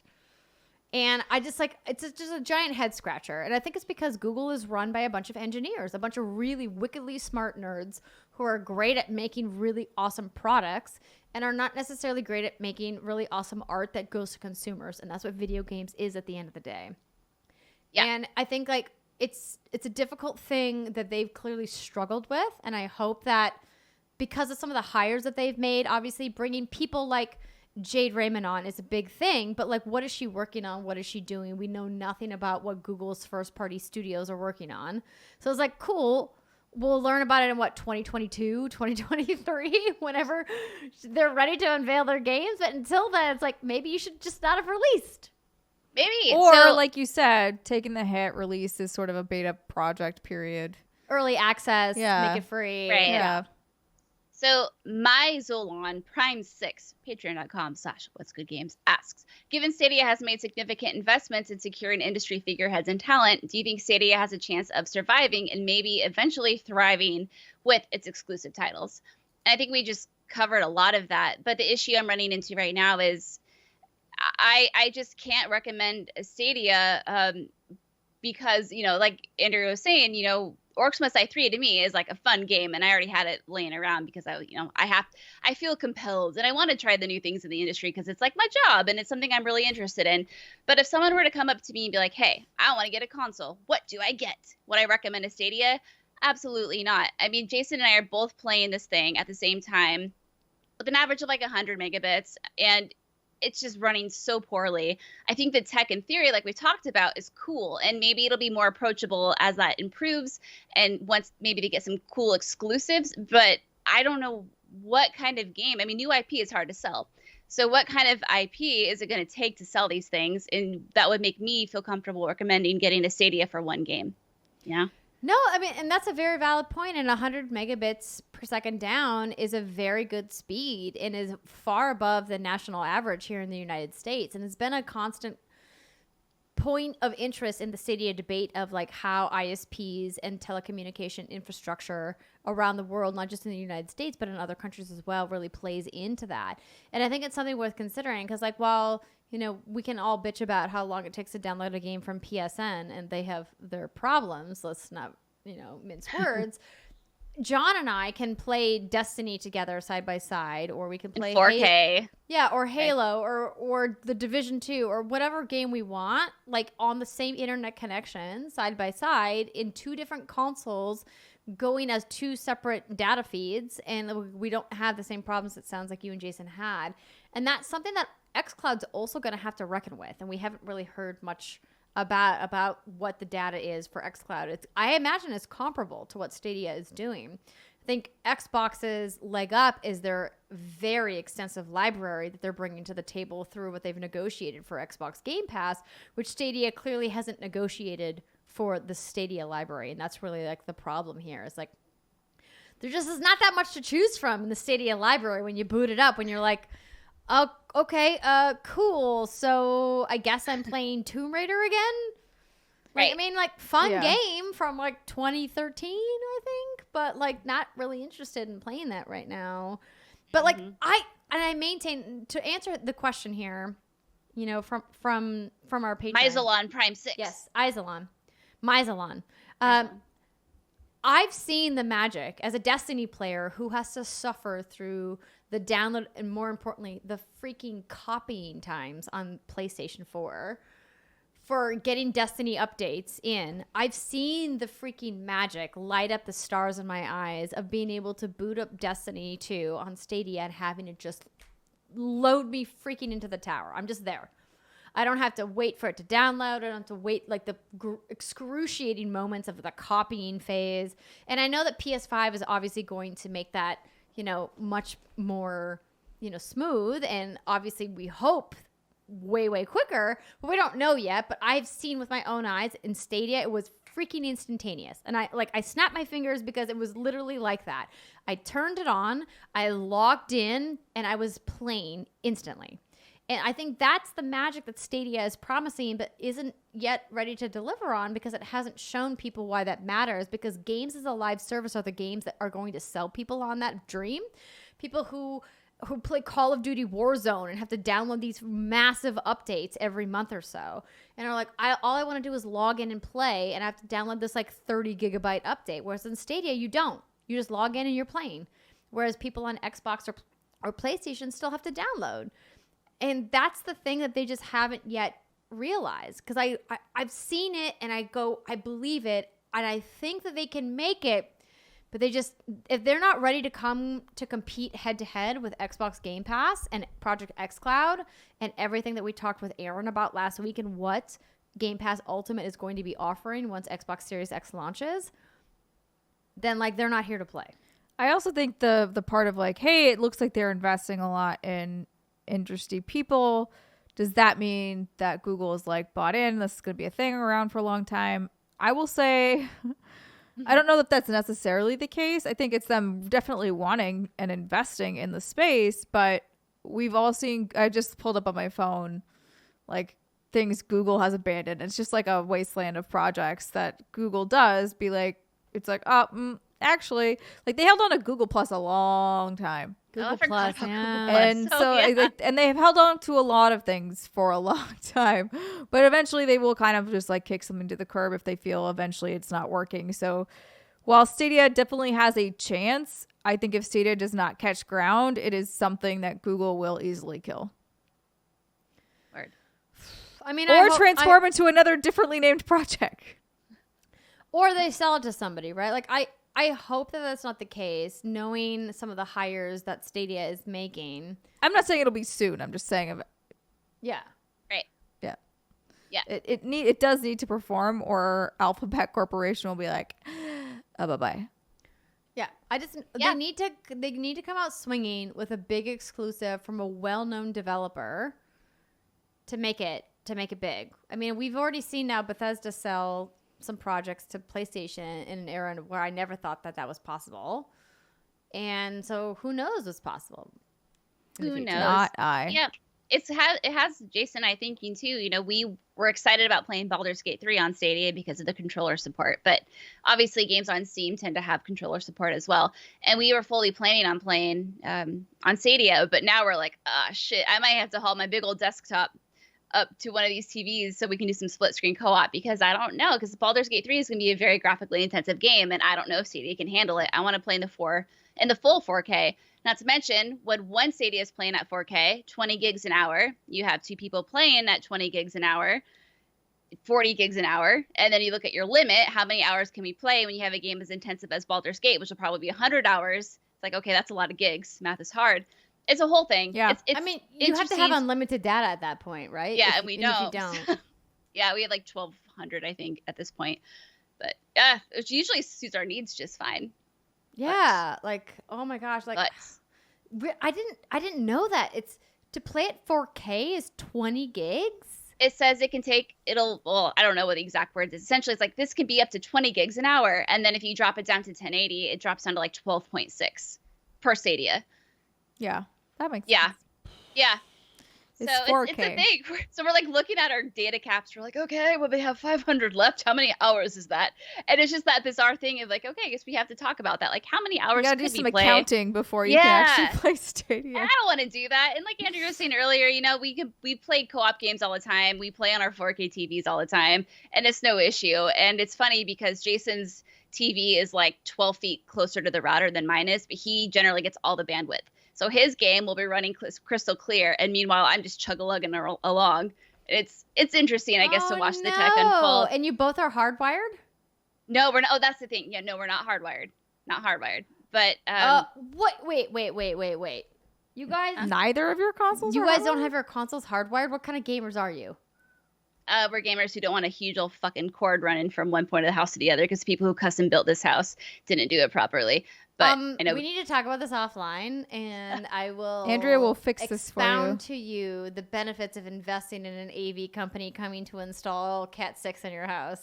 Yeah, that's what we did for our house, and boy, oh boy, was it worth the money. I know, but like the point still stands is that we don't have this issue on any of the consoles, but which is so important. Stadia wants to which is important. Yeah. Anywho, interesting. I'll keep y'all posted because I think we're still gonna keep playing Orcs Must Die minus all the technical issues because it's really fun.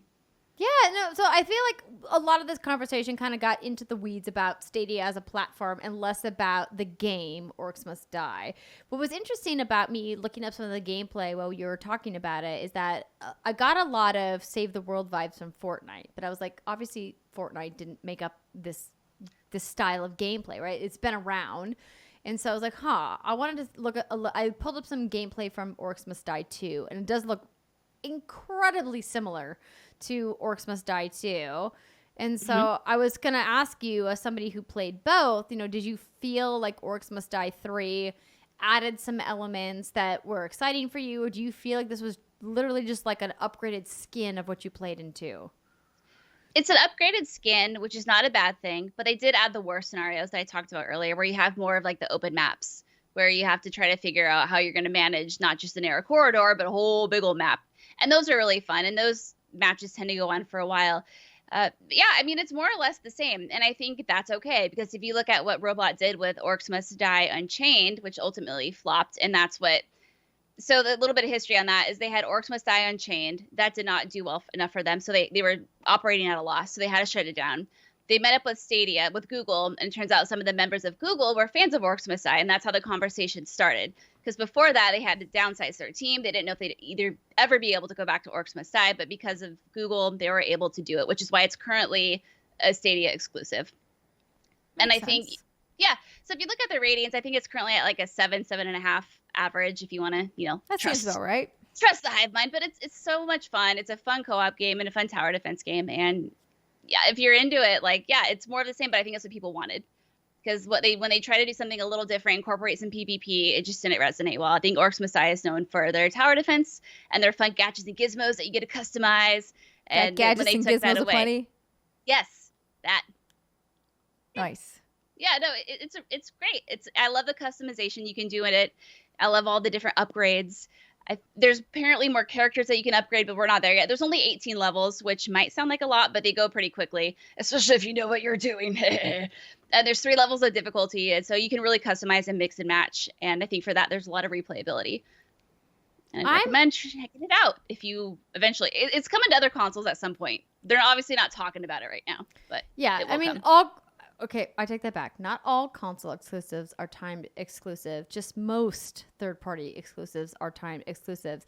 But I pulled up kind of side-by-side of gameplay of Orcs Must Die 3 and Orcs Must Die 2. And I have to say, for games that are 7 years apart, it's shocking how similar they they look. I'm kind of like, they do look very similar. It feels like you kind of got to iterate a little bit in the 7 years from the beginning of the generation to the end. But, if you're having fun, you're having fun. I will say, not to completely deviate from Orcs Must Die, if you like co-op tower defense and you've never played Pixel Junk's Monsters, it's one of my favorites. Wow, Monsters, very good. That's really good. The balloons are balloons, right? It's called. Yeah, that's really fun too. Yeah. So, tower defense is great. Also, we should play some games together sometime. I would like to play games with you. We say this all the time, and I'm I the am only down for one some who grounding. I'm the only one who has successfully. That's not true. But I did successfully play co-op with you and Jason once for Gears, and that's it.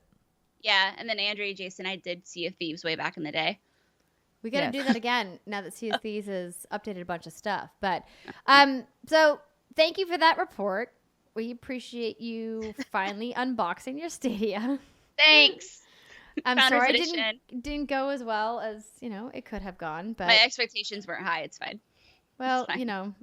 It's all about expectation setting in life. it I really it think really it is. is. yeah. Yeah. So if you guys missed the stream last Saturday, Rihanna Manuel and I decided to dive back into Halo's Master Chief Collection to play some Halo Combat Evolved. We got a little bit hyped after Wow. watching the Xbox OG. Game Showcase. So we went back because I'd never actually finished Combat Evolved. I've started it several times, never finished it. So we played the first 5 chapters and are going to finish the next 5 chapters at a stream in the not too distant future. And I forgot where first-person shooters were 20 years ago and how Oh my god. how 20 different years it was. ago. 20 years That ago. stabbed me in the heart because I remember Yikes. exactly when Halo came out and I was in high school. So it was an experience. No sprinting. Aim down the sights or ADS was a very rare thing. There are only 2 guns, I believe, that do that in Halo, the pistol and the sniper rifle. And everything else is hip fire. And there's just really like Running gun, baby.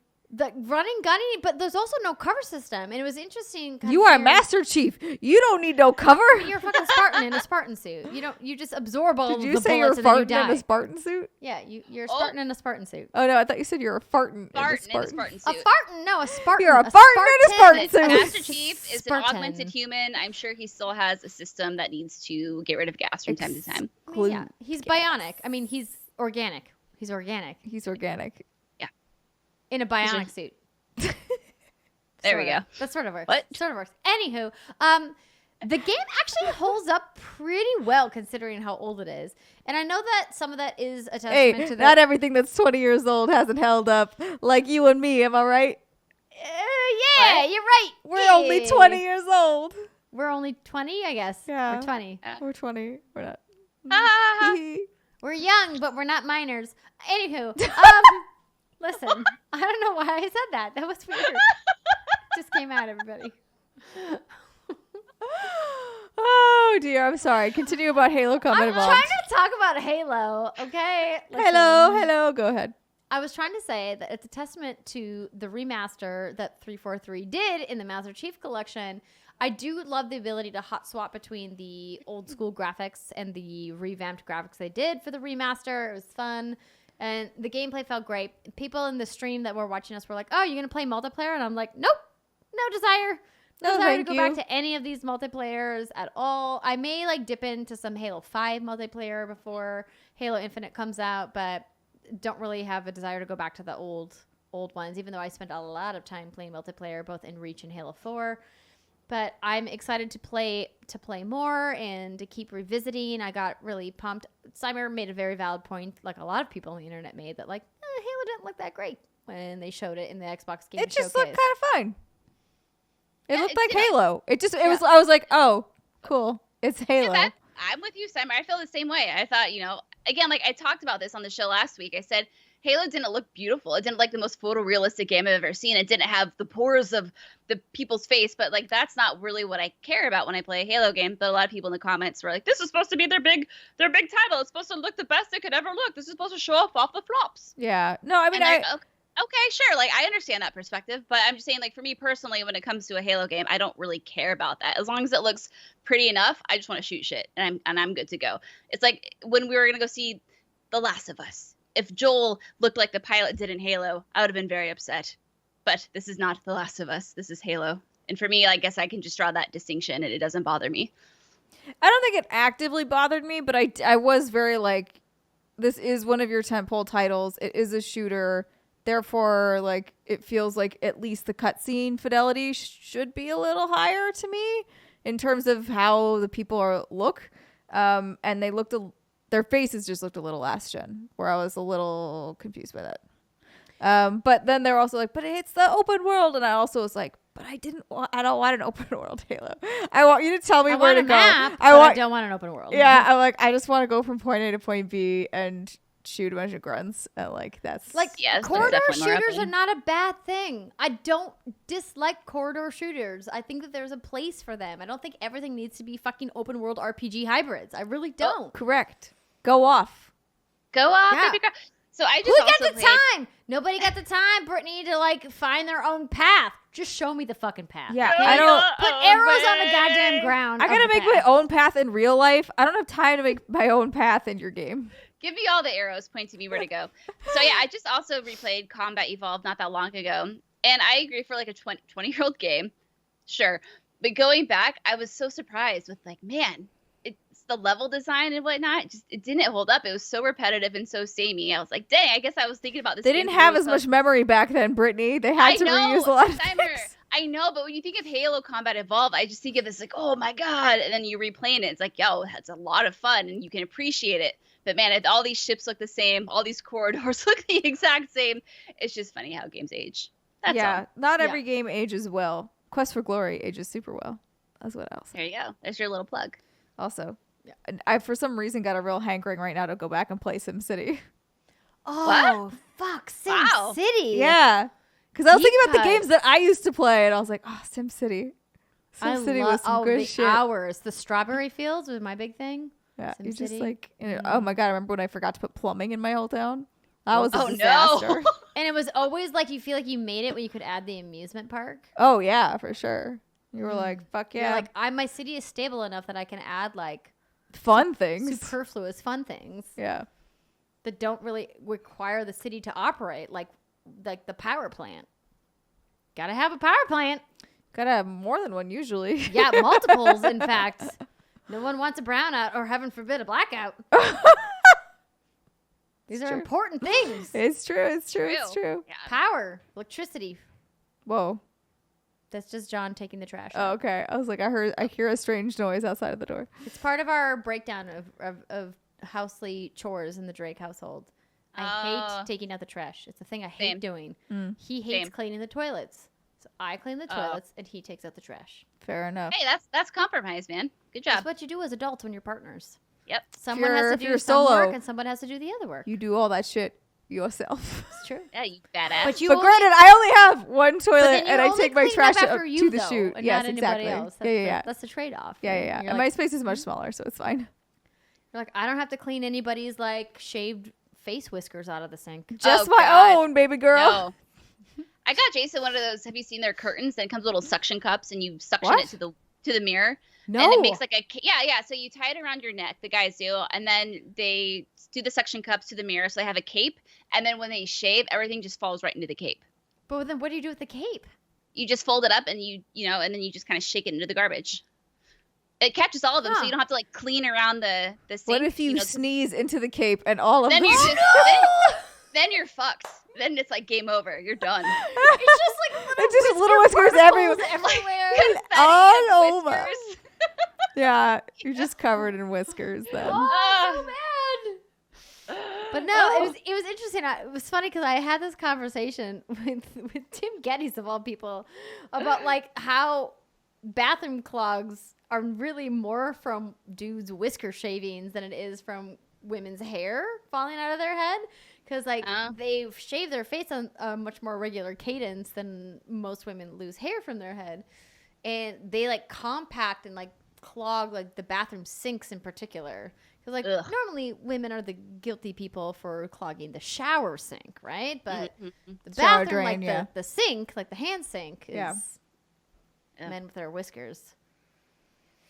Anywho, we digress into a weird thing about we've body had an hair. Interesting show today. We've taken a lot of turns. But it's nice. I've been having a lot of fun, and I'm really looking forward to playing more. I haven't finished, like I said, the first Halo game that I played start to finish was Reach. So I dabbled in the first, and I never played any of ODST, and Rihanna gasp shock was very I think upset. ODST was the one I got really confused by, and I couldn't fucking figure out how to even play because they like tried to do some weird shit with the way you got into levels. Well, do you want to play with us? It's her favorite Halo game. ODST is? Yeah. Wow. she could figure out how to play it. Great, good on her. It was like a goddamn mist puzzle.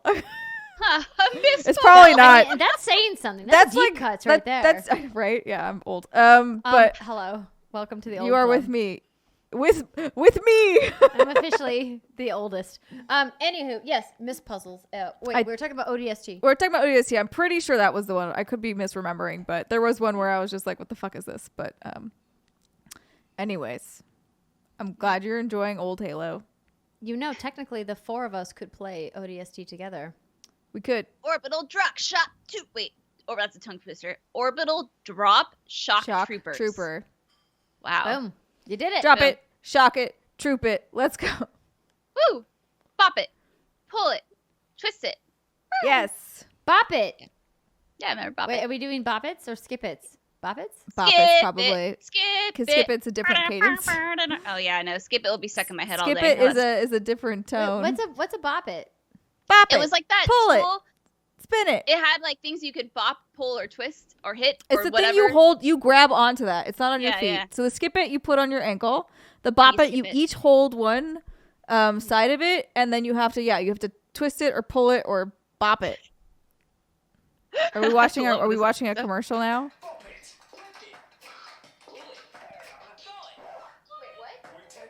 Wait for it. They added moves. Oh, is that the new one? No, you have to look at the skip it song. Yeah. That one's fucking catchy. The skip as it's shit. not the same as bop it. It's But not. wait, bop it, old teaser. Old school version. Bop these- it, all these bop commercials are it, hopping. old school is literally a search Bop term. it. Twist it.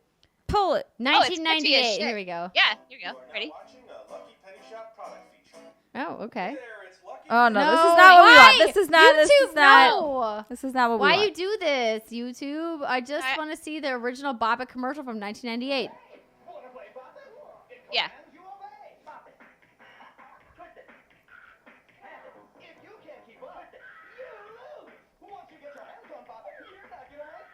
Oh, Yeah, that little noise of "Arr" when you lose. Yeah. Yeah. I never played this. You never played You played- Bop It? I never had a Bop It. No, I had a Skip It, but not a Bop It. Skip Skip it. it. Skip it. Skip it. Do do do do do do. I loved my Skip It. Okay, Yeah. this one's from 1991. That Wow. sounds correct. Oh hell yeah! This is my jam. Skip it. This is just like Skip kids. it, Don't be. skip Just it. jump a lot. Best thing of all. There's a Get counter on this ball. It's literally a fitness tracker for children. It was From it the was 90s. literally Fitbit before Fitbit. This was Skip It. Skip It is Fitbit. Oh my God, Fitbit ripped off Skip It. Oh my god. John walked into the studio for half a second and then rolled his eyes and was like, "Nope, walking out." Yep. Peace out. Bye. He heard the Bop It and got intrigued, and then heard the Skip It and was like jamming, and then heard our commentary and was like, "Nope, I'm out." But it really is because it's literally, I'm looking at it and like all it is doing is counting how much you are skipping. It's Yeah. a fucking fitness tracker. Because that's the it. best thing of all, Simmer, is that there's a counter on that ball. There is a counter on the But ball. the thing is, it's not even counting if you skip it because they didn't have the technology to count if your foot was It's moving. probably over just or like not. if it hits the ground. It's just if it goes around in a circle, I think. Or that. Maybe you could hula hoop with it around your wrist. You Whoa. probably could. You could probably put it on like a robot and make it go around in circles and it would count it. This is how you cheat at fitness, everybody. But when you cheat at fitness, you're just cheating yourself. Cheating your- That's Self. very true. Amen. But that robot is going to be fit as hell. It's true. Great cardiovascular system in that tin can. All right, listen, we've definitely gotten on one too many tangents. So the only other thing that Steimer and I are still playing is Ghost of Tsushima, and I Yes. still want to do a Samurais and Sake stream, which I'm going to do. That sounds lovely. Yeah, I've been cooling on it a little bit only because Andrea gave me a book called Dune. Yes! And I have been reading Dune instead of playing Ghost of Tsushima, and I'm really, really enjoying Dune, and I'm on the second book in it, like, because inside the book there are 3 books. So I'm on the second one, or I guess whatever act. I'm on the second act. That's probably what What's it's it about? called. Well, boy, that's a big question, Brittany. I'm trying to think of like what is non-spoilery thing that I can say. Is there like a TLDR? But it's about a boy. Yeah, let me get the Wikipedia like synopsis here. Let's see. Yeah. It's a sci-fi story about like there's an alien planet that this boy Set oh, there we go. Okay, in the distant future, amidst a feudal interstellar society in which various noble houses control planetary fiefs, Dune tells the story of a young Paul Atreides whose family accepts the stewardship of a planet, Arrakis. Also called Dune. While the planet is an inhospitable and sparsely populated desert wasteland, it is the only source of the spice melange, a drug that extends the life and enhances mental abilities. Melange is also necessary for space navigation, which requires a kind of multidimensional awareness and foresight that only the drug provides. As melange can only be produced on Arrakis, control of the planet is thus a coveted and dangerous undertaking. The story explores the multi-layered interaction of politics, religion, ecology, technology, and human emotion as the factions of the Empire confront each other in a struggle for the control of Arrakis. So it's like space sci-fi drug lord wars. Okay. Kind of. But there's like this With, really like- weird like religious element that's Yes. part of it because of the Bene Gesserit that are this like witch religion / cult that are part of Dune's culture. And They're not Dune's culture. They're like the systems culture. when I say Dune, I mean Dune. You mean the Dune? Oh, you mean the franchise. Dune the book series? Yeah. Not Sorry. Dune. Because That's why- Dune can also be a Just the planet. yeah, it can be also just the planet. Which is why I think it's important, like when we discuss it, to call it Arrakis, because then Yeah, we're that's not fair. talking about like Arrakis as the planet. We're talking about Dune as like the overarching like Yes. lore franchise lore.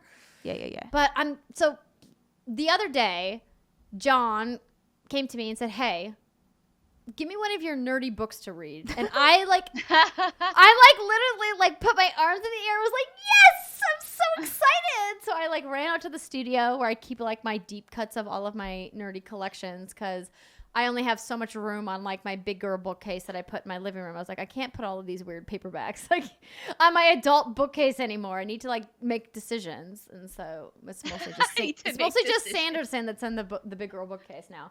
But so some of my older stuff and more of my mass market paperbacks, because eventually I want to buy the really nice hardcovers, and some leather bounds were available in my books, but those are very expensive. And so I can only do them a couple of books at a time. And so I have mass market paperbacks for most of my things. And as any book reader knows, they're not really great for book reading. Like they're great for traveling, which I used to do all the time. And I could bring a book like Dune with me and not have this giant hardcover. But I went out there and I picked out 3 books for John to choose from. The books were Elantris from Brandon Sanderson. It was Mistborn, also by Brandon Sanderson, and Dune by Frank Herbert. So I brought those 3 books out. I was like, these are 3 like books that you could pick up as somebody who is not familiar with any of these franchises or any of these authors. And if you're interested at all in fantasy, sci-fi, or fiction around those 2 genres, that you would potentially be interested in. So John picked Elantris, which is a standalone book by Brandon Sanderson, which I love and highly recommend.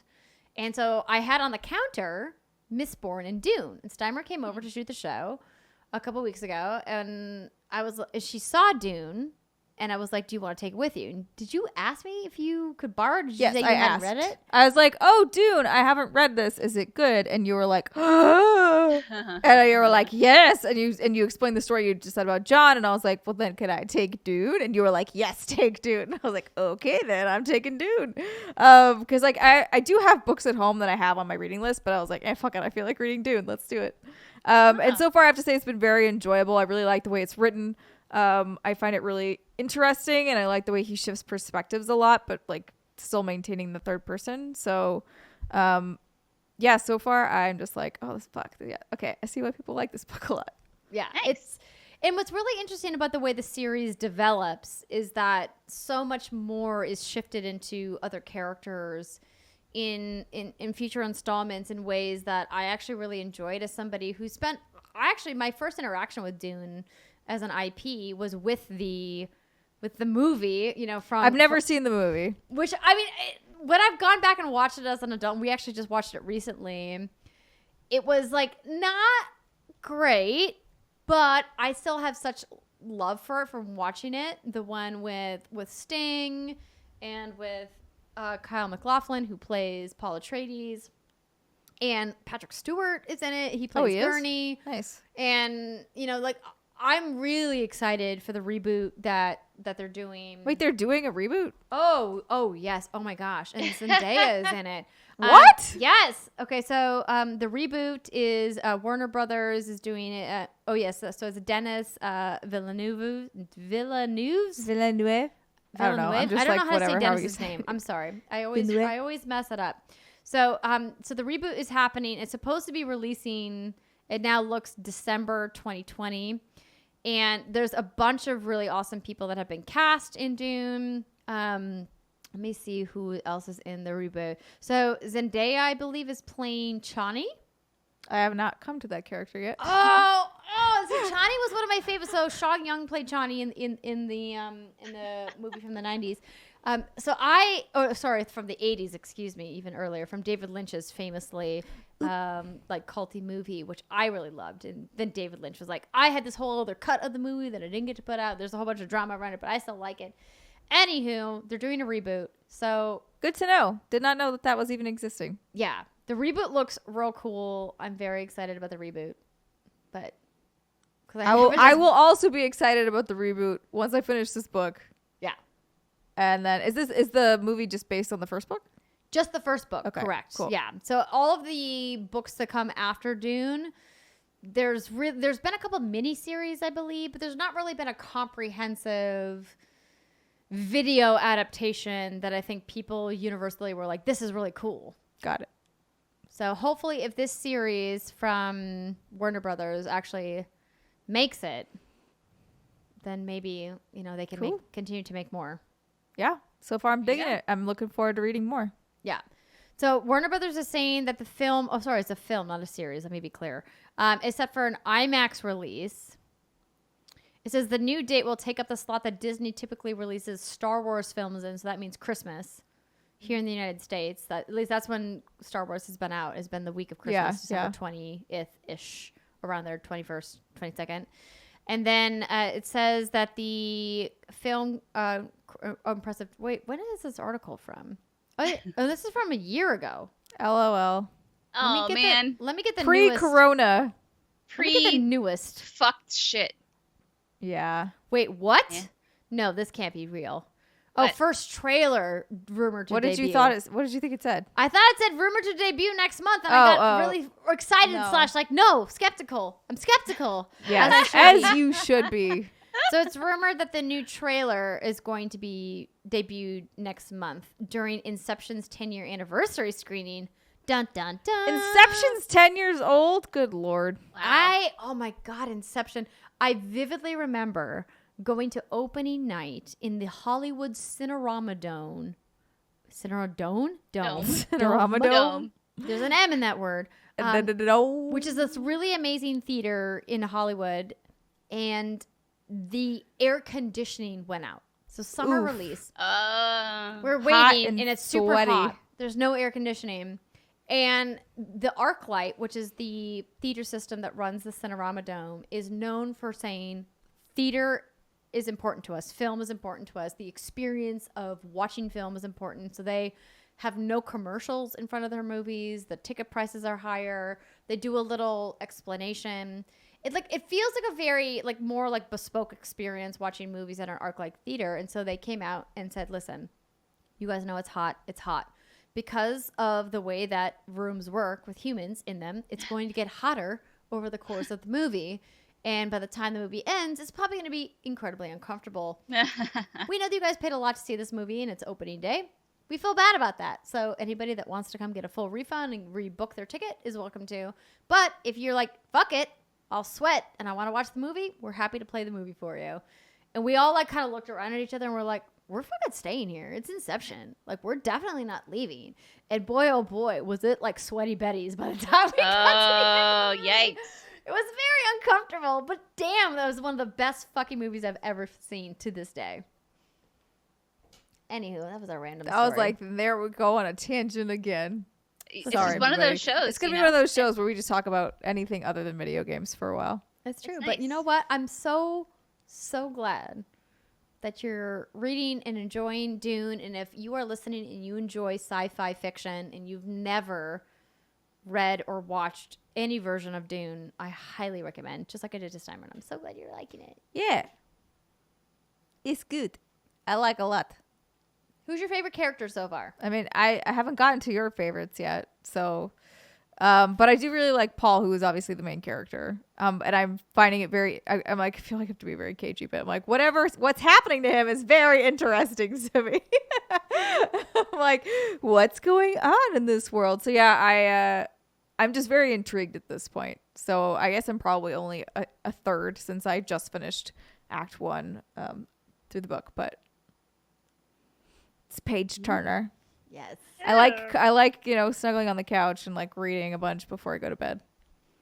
And I'm glad that you honestly haven't seen the movie, because I feel like it would spoil some things for you about some of the action that happens. Because going back and watching the movie after having read the book series, they miss giant swaths of like incredibly important information in the theatrical cut of David Lynch's movie. And I know that was like his big thing too, is like, we just like rushed through these like incredibly important moments that happen in the book. And I know this happens a lot in book to movie adaptations. Yeah.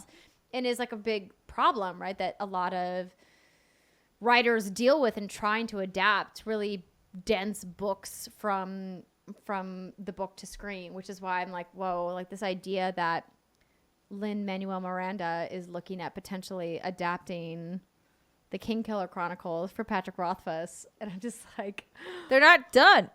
of course they're not done. Pat Rothfuss hasn't put out the third book That's what yet. I'm saying. How are you going to fucking adapt them? They're not done. Well, I mean, he's going to start with the first book, right? Like, I'm not watching them until they're done. I'm like, that is a series where I was so annoyed. I'm like, this is well written and that's fine. But also like, kind of go fuck yourself a little bit. what? Why? Because to me, I'm like, this whole book, there's like zero consequence to anything that happened because it's all in the past. And I know he's not fucking dead. Like, it just felt weird to me. Brittany's just like, screwed, I'm drinking at this point. She doesn't care about anything we're talking about. I'm so sorry, Brittany. Go on with your bad self. No, I'm good. I got whiskey. This is Go how on. I feel when you talk about Yakuza. It's okay, girl. So I have the best of both I'm worlds not because I'm complaining. also really interested when she talks about Yakuza, and I really like talking about nerd books with you. Oh, go. I'm not complaining. But I'm anyways. happy to see my friends happy. Yeah, the Wise Man's Fear was a little better for me, but I still feel like I just don't really like the main character very much, or I don't think he's sympathetic in any way, or I can't empathize with him in a lot of ways. So, What? After what he went through? but it's all, I don't know. To me, I'm like, What? Oh my gosh! Darren, no! I feel like we have to have a whole other conversation. okay, we can about after Kingkiller the show's over, Chronicles. we can talk about it. But yeah, for me, I didn't hate the books. I was just like, sort of indifferent to them. I mean, I'm hoping, because all I want are the answers I think we're going to get in the third book. That's what's irritating to me about all of it. Is like, you leave breadcrumbs of things I find interesting, and then all you're talking about is the past where those interesting things are not happening. Tell me what's happening now. What's going on? And it's like, it doesn't do that. And so that's mostly why I'm irritated. I think if the books had all been finished and I started reading and I knew that there was like at the end, I think it would actually probably be a different story.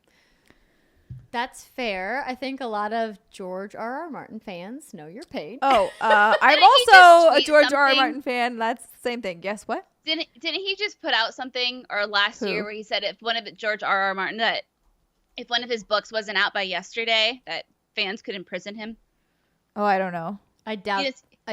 No, That's no, also it's not a how tweet. prison works. Oh no, here it is. You just said it. Fans, George R. R. Martin says on May 22nd, 2019, if The Winds of Winter isn't out by July 29th, today, 2020, fans can imprison him. So he has a few more hours. And there's like a bunch of memes going around about release him this like having finishing the book. Yeah, that one was weird because he said it was done a long time ago.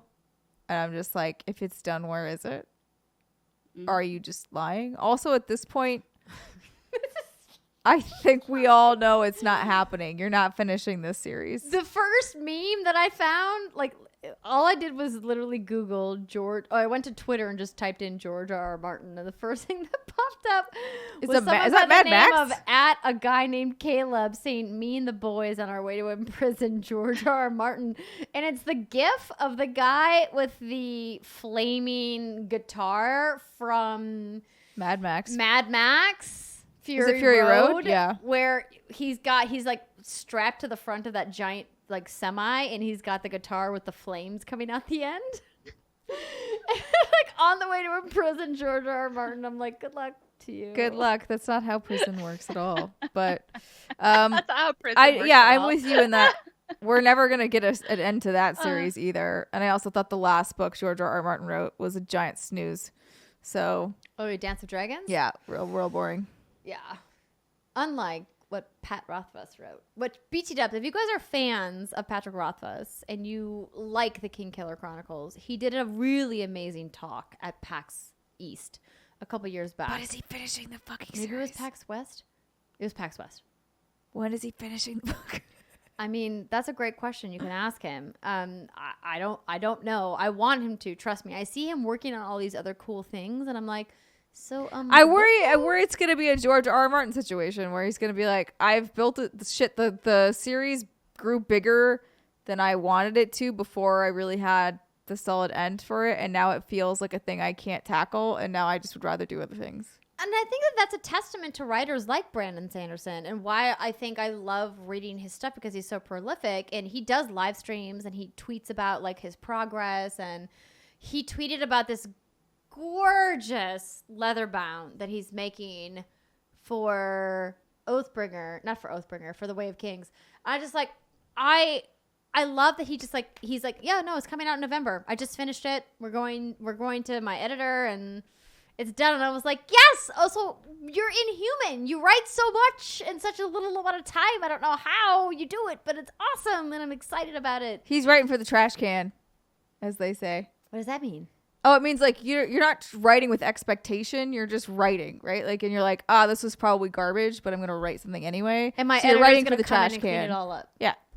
So I think I want to say Stephen King maybe said that, but I could be wrong. Another very famous author has talked about writing for the trash can. Writing for the trash can. To the Google machine. Why you should write for the trash can. Yeah. Basically, it's just like allowing yourself the freedom to not get hung up on trying to write something really prolific and just writing anything. It feels like there's a lot of people who are taking credit for this. I'm sure it is. It may be like you take 100 or you miss 100% of the shots you don't take. It may be one of those. Gretzky, no, come on. One of the greats. It is Gretzky. But yes.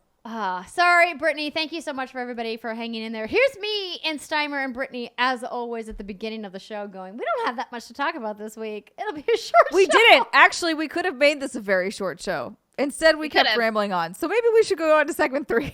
We absolutely should, because it's going to be a fun one, everybody.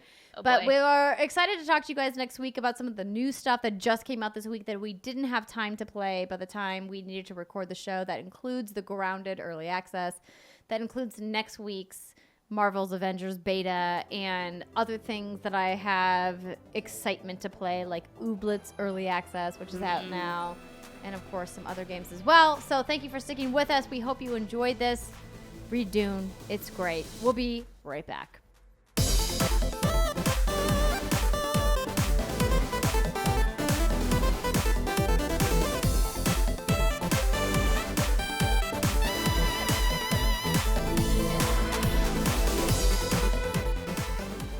What's good, everybody? Welcome back. It is the final segment of the What's Good Games podcast. And I'm looking at this Boo shirt that you are wearing, Brittany. And it's like emo Boo. What's the name of this Boo? It's probably Ethan. Ethan. Yes, that sounds like a very good Charlotte name. Yeah. Oh, yeah. Emo hair, rocker eyeliner. Or is this more like Dashboard Confessional Boo? Dashboard confessional. No. Oh my. Oh, what? Do you not know? You know, Oh my god. Oh my I'm god. honest and My poor open. heart. I'm honest and open with my shortcomings, and I just get smacked every time. Oh, What? Oh my god. No, what is it though? it's What a is it? band. I'm trying to Oh. think about the best way. Band, sweet The best lemon way to child. bring Dashboard confessional. This was Screaming teenage. Infidelities was like my angsty teen. Yes, it is teenage song. angst in a band. In Yeah, band I was form. never really into that, so it's not surprising. I mean, that's Like, not I'm trying to surprising that you weren't into that because you're always just like, Your I'm pretty, everything's great. hair is Everything's everywhere. And then teenage and Dashboard confessional is just like, ah! It's like I'm young and I have feelings that I write about in poetry. It's in a pretty much book. like puberty's hard. High school's hard, right? Which is Like that true. kind of band. Puberty is hard, and if you're going through puberty right now, we feel you. We're very sorry. Yes. It'll pass. Yes. Yeah, I'm looking this band up. Nope. They nuh-uh. very much were like the quintessential MTV Unplugged band. Yeah. Oh, I'm unplugged. Okay. God, I'm See, gonna I go never home. I'm mixed gonna this. go home and listen to some Dashboard Dude, confessional yes. today. This might have been just like 4 or 5 years too early for young Brittany. She is a little For bit young younger than Brittany. us. Just a smidgen too early. Anyways, okay, I'm gonna try and keep the train on track. Yes, train is on the tracks, ladies and gentlemen. Oh sorry. shit, we got Hold on. Content ID. Blah, blah, blah, blah, blah, Content blah. ID is Okay. already Sorry, striking I us. accidentally hit striking play. us down. I still have the CD that I bought when I was a teen. Okay, anywho, so Patreon third segment, Brittany. I feel like you should do the honors of introducing this segment. Let's do this. So this is part of our elite tier, and we give patron shout-outs once a month. And like Samar said, we mispronounce the fuck out of your names. And I'm going to start with Chewy's Godson. Adrian Iraq Williams, Al Tribesman. Alberto Andreas Videla. Alex Rigopulos, Alexandre David. Alex Kohler. Andrew Cotton, Bang Zoom Pow. Bill Stillwell. Brian Harper, Brian R. Johnson. Brittany Heath. Captain Redbeard 86, Carl Peterson. Carla Callahan. Chris Wilson, Krister Lindmark. Christopher Blitt. Shy Jackson Burgess, Cody Becker. Daniel Hole. David O'Leaf, Devin Nitz. DK2112. Dustin Toby, E. Benjamin Chickenix. Whoa. Yeah, sure. Elizabeth Brock. Elmo Shell, Emily Kent. Eric C. Ermagerd Arendo, Faris Attieh. Jerry Peck. Gio Corsi, Jake Sue. Darren Howard. Jasmine Sains, Jason Demers. Jeff Phillips. Jessica Bloom, Joe Kennison. Josh Leaf. Joe Wilson, John Drake. that guy, Giselle Massa. Justin Foss, Justin the Bearded Gamer. Con Boulabe. very well done, Brittany. Thanks. Kenneth Stimmel, Kia B. Marco Ontiveros. Marcus Ian Brown. Martha Emery. Matthew Godin. That was a good roll. Matthew Simpson, Maz Mikasa. Melania Owens. Michael S., Michaela Sage. Mikey Phillips. Mohammed Mohammed, Malay Bittner. Nambui. Nathan Watkins, Nicole Humphrey. Noah Navarez. Azay Bahia, Paige Porter.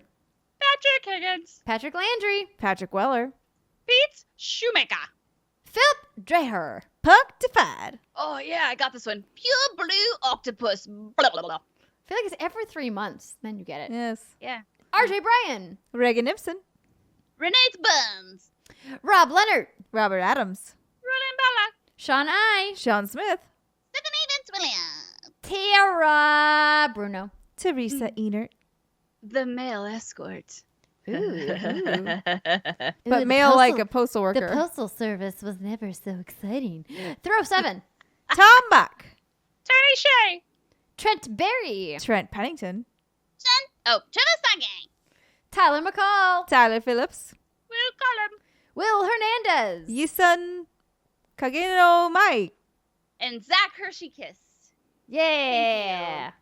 Thank you so much thank to all you. of our elite patrons. We love that you guys keep supporting us, and I think that it's impossible for us to convey how awesome it is that so many of you have been with us since day one, since What's Good Games launched in May of 2017. The idea that we get to keep reading your name month after month because you keep supporting our voices and keep supporting what we do is more important now than ever before. So thank you, thank you, thank you for supporting us on Patreon.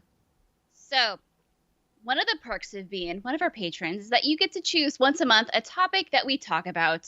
Everyone submits their topics. I put up a poll. Y'all vote. And this month, by an overwhelming margin, yeah, words are hard. Make Britt guess movie plots based off of the title from Maz Mikasa was the winner. Now, this has been something that we've been talking about doing for a while. I didn't know how the two of you had this envisioned, but it sounds like we're going to do it. You're ready for my expertise. You're going to find out that I am the magic 8-ball in human form. I'm very excited because we have a mix of older and newer titles in here, a mix of genres. So I'm gonna go ahead and pitch you your first title. Are you ready though? Do you need to? I am ready. So okay, this is my truth serum. This is gonna reveal all. So here's the thought: should you give me 3 keywords that have to do with this plot, so I can at least take it in a general direction? I prefer not to, unless you're like really struggling. If you're like, you can throw out a few lifelines and be like, "Help me out, I have no idea." But otherwise, I'll just take it and run. Otherwise, yeah, let's go. All right. I also think that there's some hilarity from the idea that you know nothing and then you just make something up. Okay. But if you want like a jumping off point, we can give you like improv, like a true improv show. We can give you like a keyword to give you something to build your story off of. I am here to please the two of you. So you tell me what you want and I will do it. Let's try one without and one with, and then we'll see which one we like best. Okay. Sounds great. So let me number these so we can talk about numbers without using the name to give it away. Sure. And I might add a couple. So we did like a quick spitball of some movies. And most of these, honestly, I don't want to say they're not obscure by any means, but they're not like, it's not like Titanic. I was about to say it's not Titanic. Right? That was also mine. These aren't like the biggest movies you've ever heard of. It's not like perfect. How did we go from 7 to 10, my darling dearest? I love you very much, but that's not how counting works. Automatically went from 7 to 10. I don't know why it did that. Okay. Math is hard. Which of these numbers do you want to start with? I was going to start with 1 because I want to see what comes out of that. Okay, so let me pull up the official synopsis. Okay. For this movie, and then we will listen to Brittany's synopsis. Okay. So the movie title is Rain Man. Okay. So this takes place in 1930 New York City. And there is a man who looks a little similar to Slender Man, which kind of freaks out the residents, but, they don't want to speak too much. And he appears in the middle of the night, bringing rain with him. And the entire plot surrounds 2 children and how they're going to fend off the Rain Man, because the Rain Man is causing way too much flooding in this 1930 area of New York City. And there's a dog involved. And there's a dog. Wow. I'm very impressed with the detail that you went into. You are 100% not even close. The part she's close on is the fact there's 2 children in her story, and this story is about 2 brothers. It is. So that's pretty close. Rain Man, one of the famous comedy slash dramas. That's what I'm going to say. From 1988, from the incredibly talented Dustin Hoffman and his co-star Tom Cruise. When car dealer Charlie Babbitt, played by Tom Cruise, learns that his estranged father has died, he returns home to Cincinnati, where he discovers that he has an autistic older brother named Raymond, Dustin Hoffman, and that his father's $3 million fortune is being left to the mental institution where Raymond lives. Motivated by his father's money, Charlie checks Raymond out of the facility in order to return with him to Los Angeles. The brothers' cross-country trip ends up changing both of their lives. It's a very good movie. Slender Man. Yeah. I nailed it. What the fuck? Slender Man, completely. Totally. It's like, honestly, probably some of Dustin Hoffman's best work. And also, like, I mean, the movie's just excellent. Yes. Rain Man. Yes. Okay. Sure. I mean, I think my plot. I think was that a little the bit more title is funny because interesting, but hey. yours is, you know, more based on the title, whereas this is definitely one of those movies where the title is like a very minor portion of the movie. So when it's basically like one of Raymond's sort of breakdowns is when Charlie's running a hot bath, and then he's talking about like how Raymond used to calm Charlie down before he was sent away. And he's like, oh, the Rain Man would come and sing me to sleep. And he's like, yeah, like basically like the Rain Man is Raymond because he couldn't say Raymond. He called his brother Rain Man. That was a trick question. So Call my lawyer. You should. Set me up for failure. No, Anyways. I mean, you could say we're setting you up for failure. We're with setting you all up for of these. success for some really good side movie plots. So we picked I'm learning a lot. Yeah, we picked a couple of oldies and we picked a couple of obscure ones. I want to go with one that is one of my favorite movies from a couple of actors playing some unconventional roles for themselves. But two actors that you definitely know, Jim Carrey and Kate Winslet. Yes. In a movie called Eternal Sunshine of the Spotless Mind. Oh. Yeah. Okay. Okay, so You've Jim heard of this Carrey. movie, yeah? Liar, liar. No. Oh, you've never Kate heard of Winslet, the movie? Rose, Titanic. The eternal shadow of the spotless No, mind. the Eternal Sunshine. Oh. Eternal Sunshine of the Spotless Mind. Okay, so this follows two characters, and they are happy. They are living on a farm somewhere in, I don't know, Fiargo, perhaps. And they are deciding that they want to adopt a baby cow. Why? I don't know. It has something to do with the spotless hive mind that actually controls the entire plot and controls the entire fucking world of this area, you see. And the shadow that doesn't exist, but maybe it does exist, is the cow. Now, see, this all is like, what the fuck does Jim Carrey, a cow, and Kate Winslet have in common? I don't know, but that's where the plot ends. It's a cliffhanger, you see. And the story is all about them infiltrating the cow mind to prevent McDonald's from coming up with their fatty hamburgers so they won't be sued by people. So is the sequel The Eternal Shadow of the Spotless Mind? Exactly, Steimer. Great. To be continued. I love it. That might have actually made for a slightly more interesting movie, even though I love this movie. It's a little dark and a little sad. Right? Well, you're accurate 100% accurate. that they start out happy. It's not on a farm though.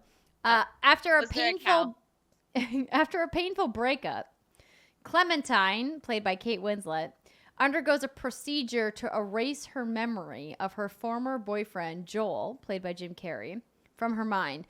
When Joel discovers that Clementine is going to extremes to forget their relationship, he undergoes the same procedure and slowly begins to forget the woman that he loved. Yep. The film explores the intricacy of relationships and the pain of loss.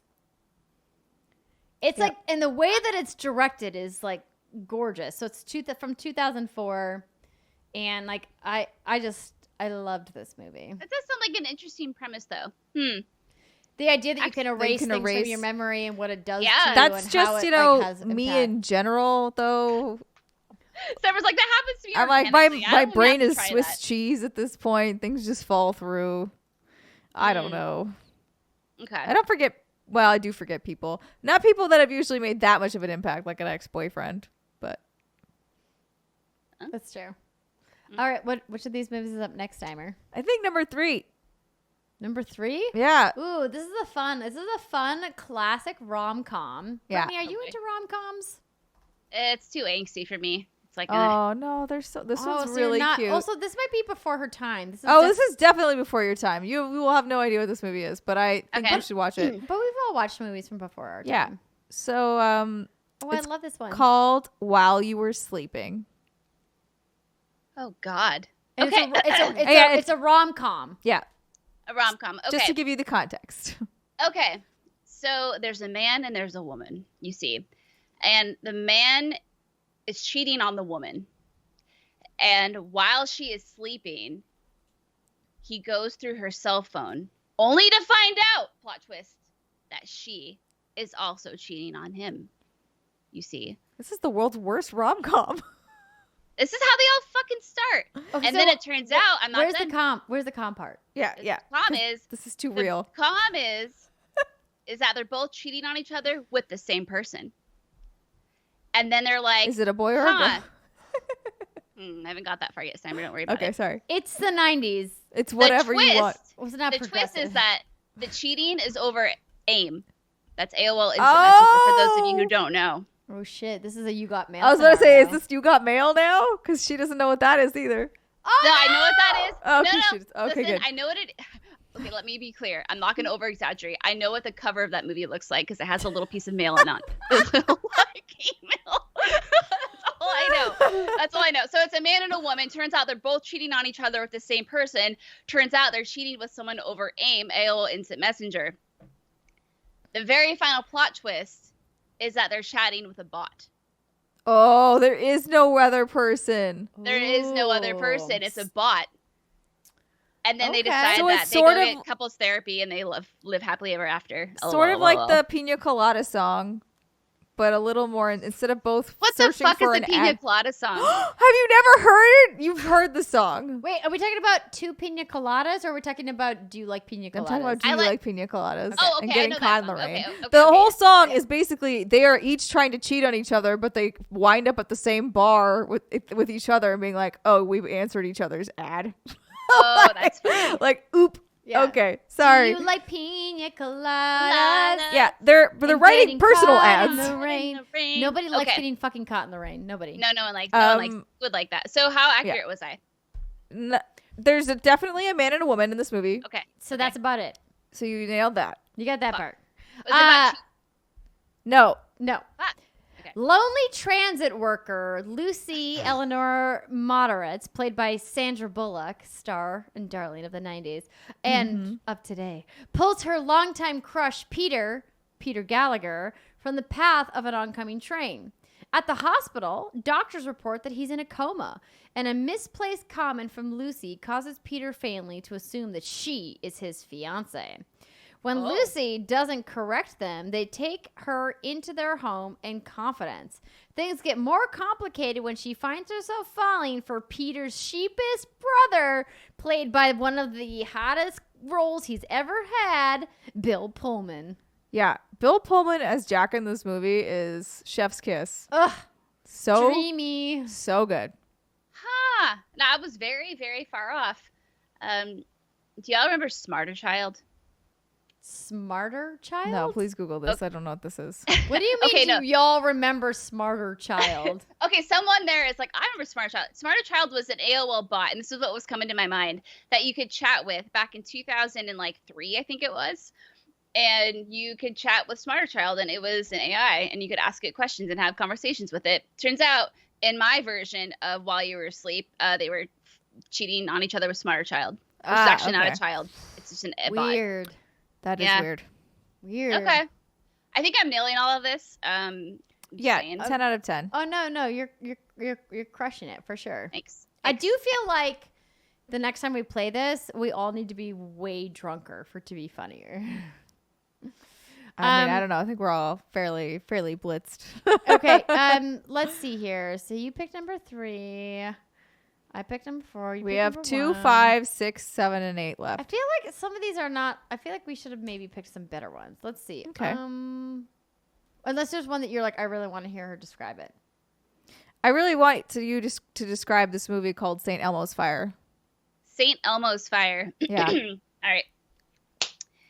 There was an era back in the day called Tickle Me Elmo, you see. And it was this red fucking terrifying Sesame Street doll that every fucking parent wanted to get their hands on. And it turns out that one of the Elmo dolls, kind of like the Chucky dolls, was possessed, you see. And so this parent, you know, they're having an issue with their child. They don't have a very strong relationship. And they're like, okay, I need to buy my child's affection.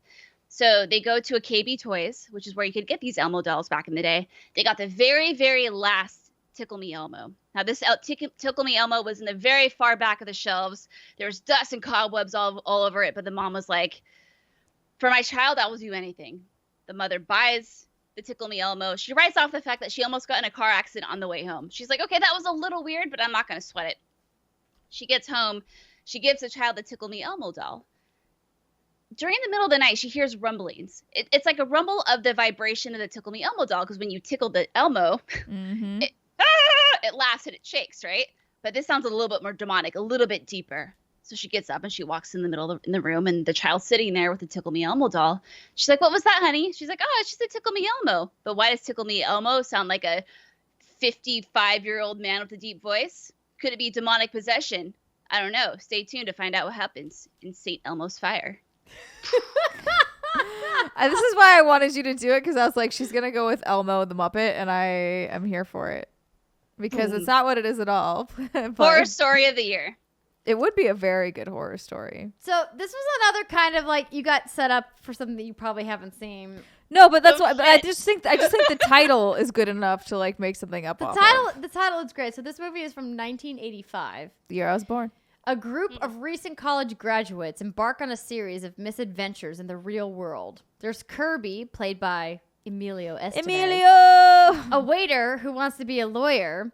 Kevin, played by Andrew McCarthy, a moody writer who yearns for the wild. Jules, played by Demi Moore. Alec, played by Judd Nelson, whose political aspirations alienate his girlfriend Leslie, played by Alice Sheedy. And Wendy, played by Mayor Winningham, a quiet girl in love with Billy, played by Rob Lowe, who juggles roles as husband, dad, and drunk. Together, they grapple with adulthood. The song from this movie is of the same name, St. Elmo's Fire, is like one of the major takeaways from it, and I want to. It's also called Man in Motion, I think, is like the main theme of it. I'll send it to you after this show because we'll get copyright strike. Yeah, I'm not gonna play it because Content ID is real. Yeah. But I decided to look up some more recent movies to try to see if there was something that I could pick. Wait, the D's. I know which one it is. Okay. Rabbit and D's. Well, oh, no. She's not. There's no way. I know that she hasn't seen it, but I also don't. I feel like that movie is kind of like it's a little bit more obscure. It's definitely obscure, but it's like. Well, I thought we were going with this one. Oh, you can do that for sure. I meant after. Brittany, have you seen The Notebook? Yeah. Yes, I have a very fuzzy memory of it, but I can try my best to recall. Sure. Okay, so there's this really stuck-up bitch, and You're not wrong. Doesn't know what she wants in life. She doesn't know. Any of us? Does any of us know in life what we want? Like, the short answer is no, we don't. But that's okay. You know, she's struggling through adulthood. This guy comes along, and he's, for the most part, pretty darn good. But she's an entitled princess who thinks she deserves everything and anything. And this is where it gets fuzzy. She is obsessed with writing in a notebook. Why? I don't know. You know, we didn't have iPads back in the day, so maybe it was like a therapeutic thing. I don't understand what her motivations were. Like I said, she was a stuck-up bitch. And she's writing in this journal about all of these amazing things happening in her life.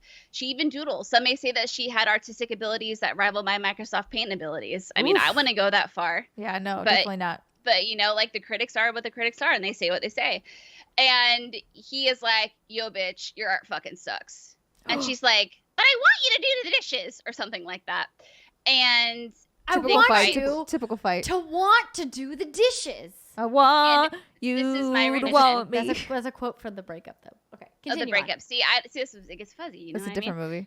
Yeah, see, you know, it says my rendition, my interpretation of the Notebook. And he's like, I can't handle you. Your art's terrible. I don't want it plastered all over our house. I'm leaving.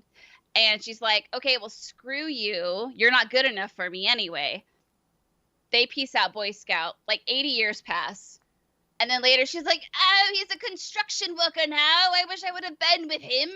And it turns out she doesn't remember anything. And they have a kiss in the rain. And then that's the movie. Whew. Yeah. You got part of that right. Yeah. But definitely not all of it. Listen. But like the stuck up part, she definitely starts out stuck up, but she makes it around. Right? Wouldn't you say? One. Eventually, sure. So the official plot of the Notebook is in the 1940s, South Carolina. South Carolina. That's the name of the state. mill worker Noah Calhoun, played by the dreamy Ryan Gosling, and rich girl Allie, the bitch you described, Rachel McAdams, are desperately in love, but her parents don't approve. When Noah goes off to serve in World War II, it seems to mark the end of their love affair.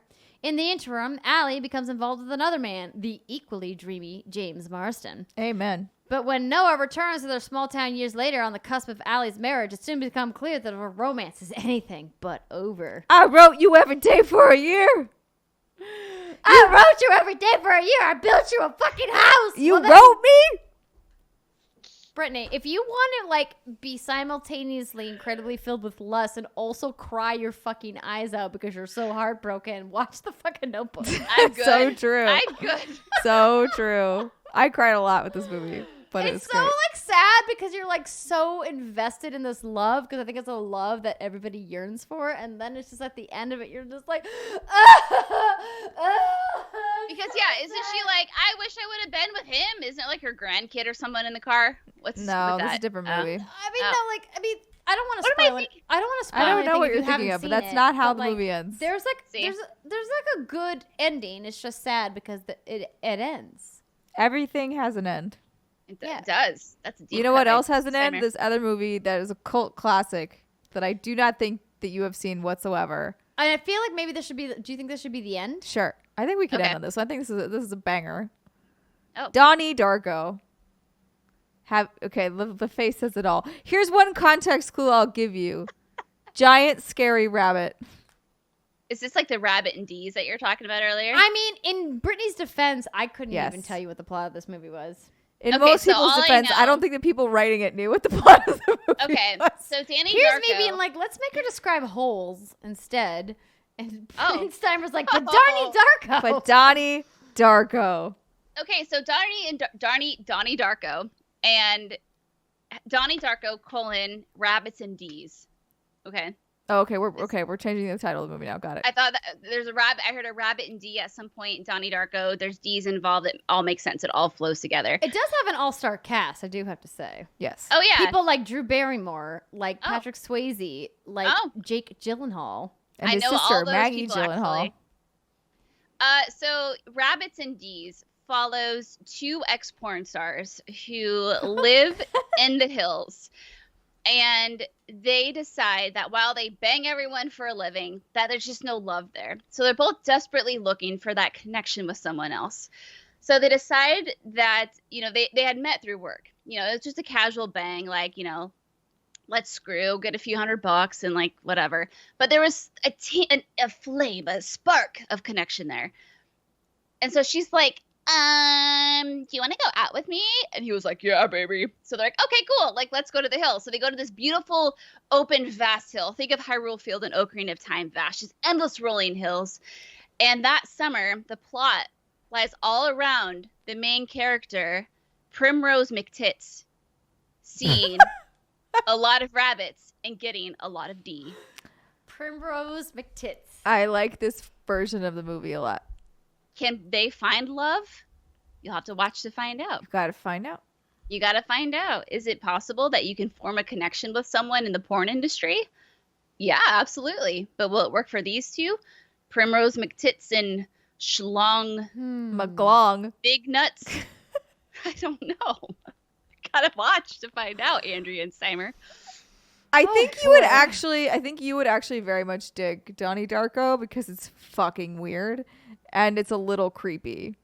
I Oh, think it's actually okay. very much up your alley. Okay, explain. So the official plot summary is during the presidential election of 1988, a teenager named Donnie Darko sleepwalks out of his house one night and sees a gigantic, demonic-looking rabbit named Frank, who tells him the world is going to end in 28 days. When Okay. Donnie returns home, he finds that a jet engine has crashed into his bedroom. Is Donnie living in a parallel universe, suffering from mental illness, or will the world really end? Okay. Yeah. So it's kind of like Final Destination / The Ring / Sleepwalking. Sure. Okay. Yeah. I still think Tits McGee or whatever I called her Primrose McTits and Primrose McTits. Schlong McNuts or whatever I call them. I think Schlong McGlong is better. I think it is It too. rhymes. Long McLong. Schlong McLong, I think they have an epic story that can span the generation. But cool. Sleepwalking and demonic rabbits. Like, cool. Sure. Let's go. I'm actually very interested in that now. I like this game. I think next time we need to take submissions from patrons that they send directly to me so you don't see them. Yes. So we can get some things because there's a whole world of possibilities here, friends. We also thought about reversing it where we read the plot of the movie. Oh, and you have to say and a title. then of ask Brittany to come up with a title. That could be fun too. All I'm saying is if anyone steals any of my ideas during this segment, you fucking better credit me. I know there's some blockbuster hits ready that I've unveiled tonight. And I just asked for the proper video credit. evidence. Yeah. Yeah, So we I could- want the proper credit. We can do a little round table situation for one of these next ones where it's like Brittany names a movie or either names a movie or describes the plot. You look at a Pokemon and name it, but then I need one. I don't know what mine is. So we need to fill out the triangle. Brittany and I need to discuss what Steimer's gap in knowledge is. Yeah. I mean, do you have any? You're kind of perfect. I'm definitely not. I'm stupid as fuck. I mean, she's very perfect, Abby. But I feel like Steimer's gap in knowledge is in like the more like base human pleasures that Brittany and I indulge in. So Steimer's like, excuse You're me. gonna be like, here's a Kama Sutra position. I'll be like, what's that? That could be it. We give you the name of a sex position and you have to I'll describe be like, what it can I is. describe what it is? Or we describe a sex position and you have to tell us what it's called. Oh my god, yes. Yes. Okay, Yes. okay. Yes. Oh my god. Yes. That Okay, could so be her really right fun. leg That is could over be very this. funny. That could be very funny. Okay. Our I'm podcast has now into it. become rated R. Well, no, that I feel like is like that's got to be like maybe an after-hour stream. Okay, thing. yeah. Absolutely. Right? Yeah, Oh my we need God. a more PG one for the mainstream podcast, but I do like that for a Patreon stream. Our fans of the after-hour stream on Patreon know what they're getting into. Yes, very true. Yes. Oh So, my god. We'll just like we'll tuck that one behind the paywall. Listen, we've Give got a little tuck. Listen, you know what? Brittany knows what I'm putting down, I guess. I'm into it. Ladies and gentlemen, thank you so much for hanging out with us during this week's episode of What's Good Games. We hope that you liked what you heard, and if you did, that you go to patreon.com/whatsgoodgames and choose to support our voices and everything that we do. And if supporting us financially is not part of your repertoire right now, we get it. Shit's hard.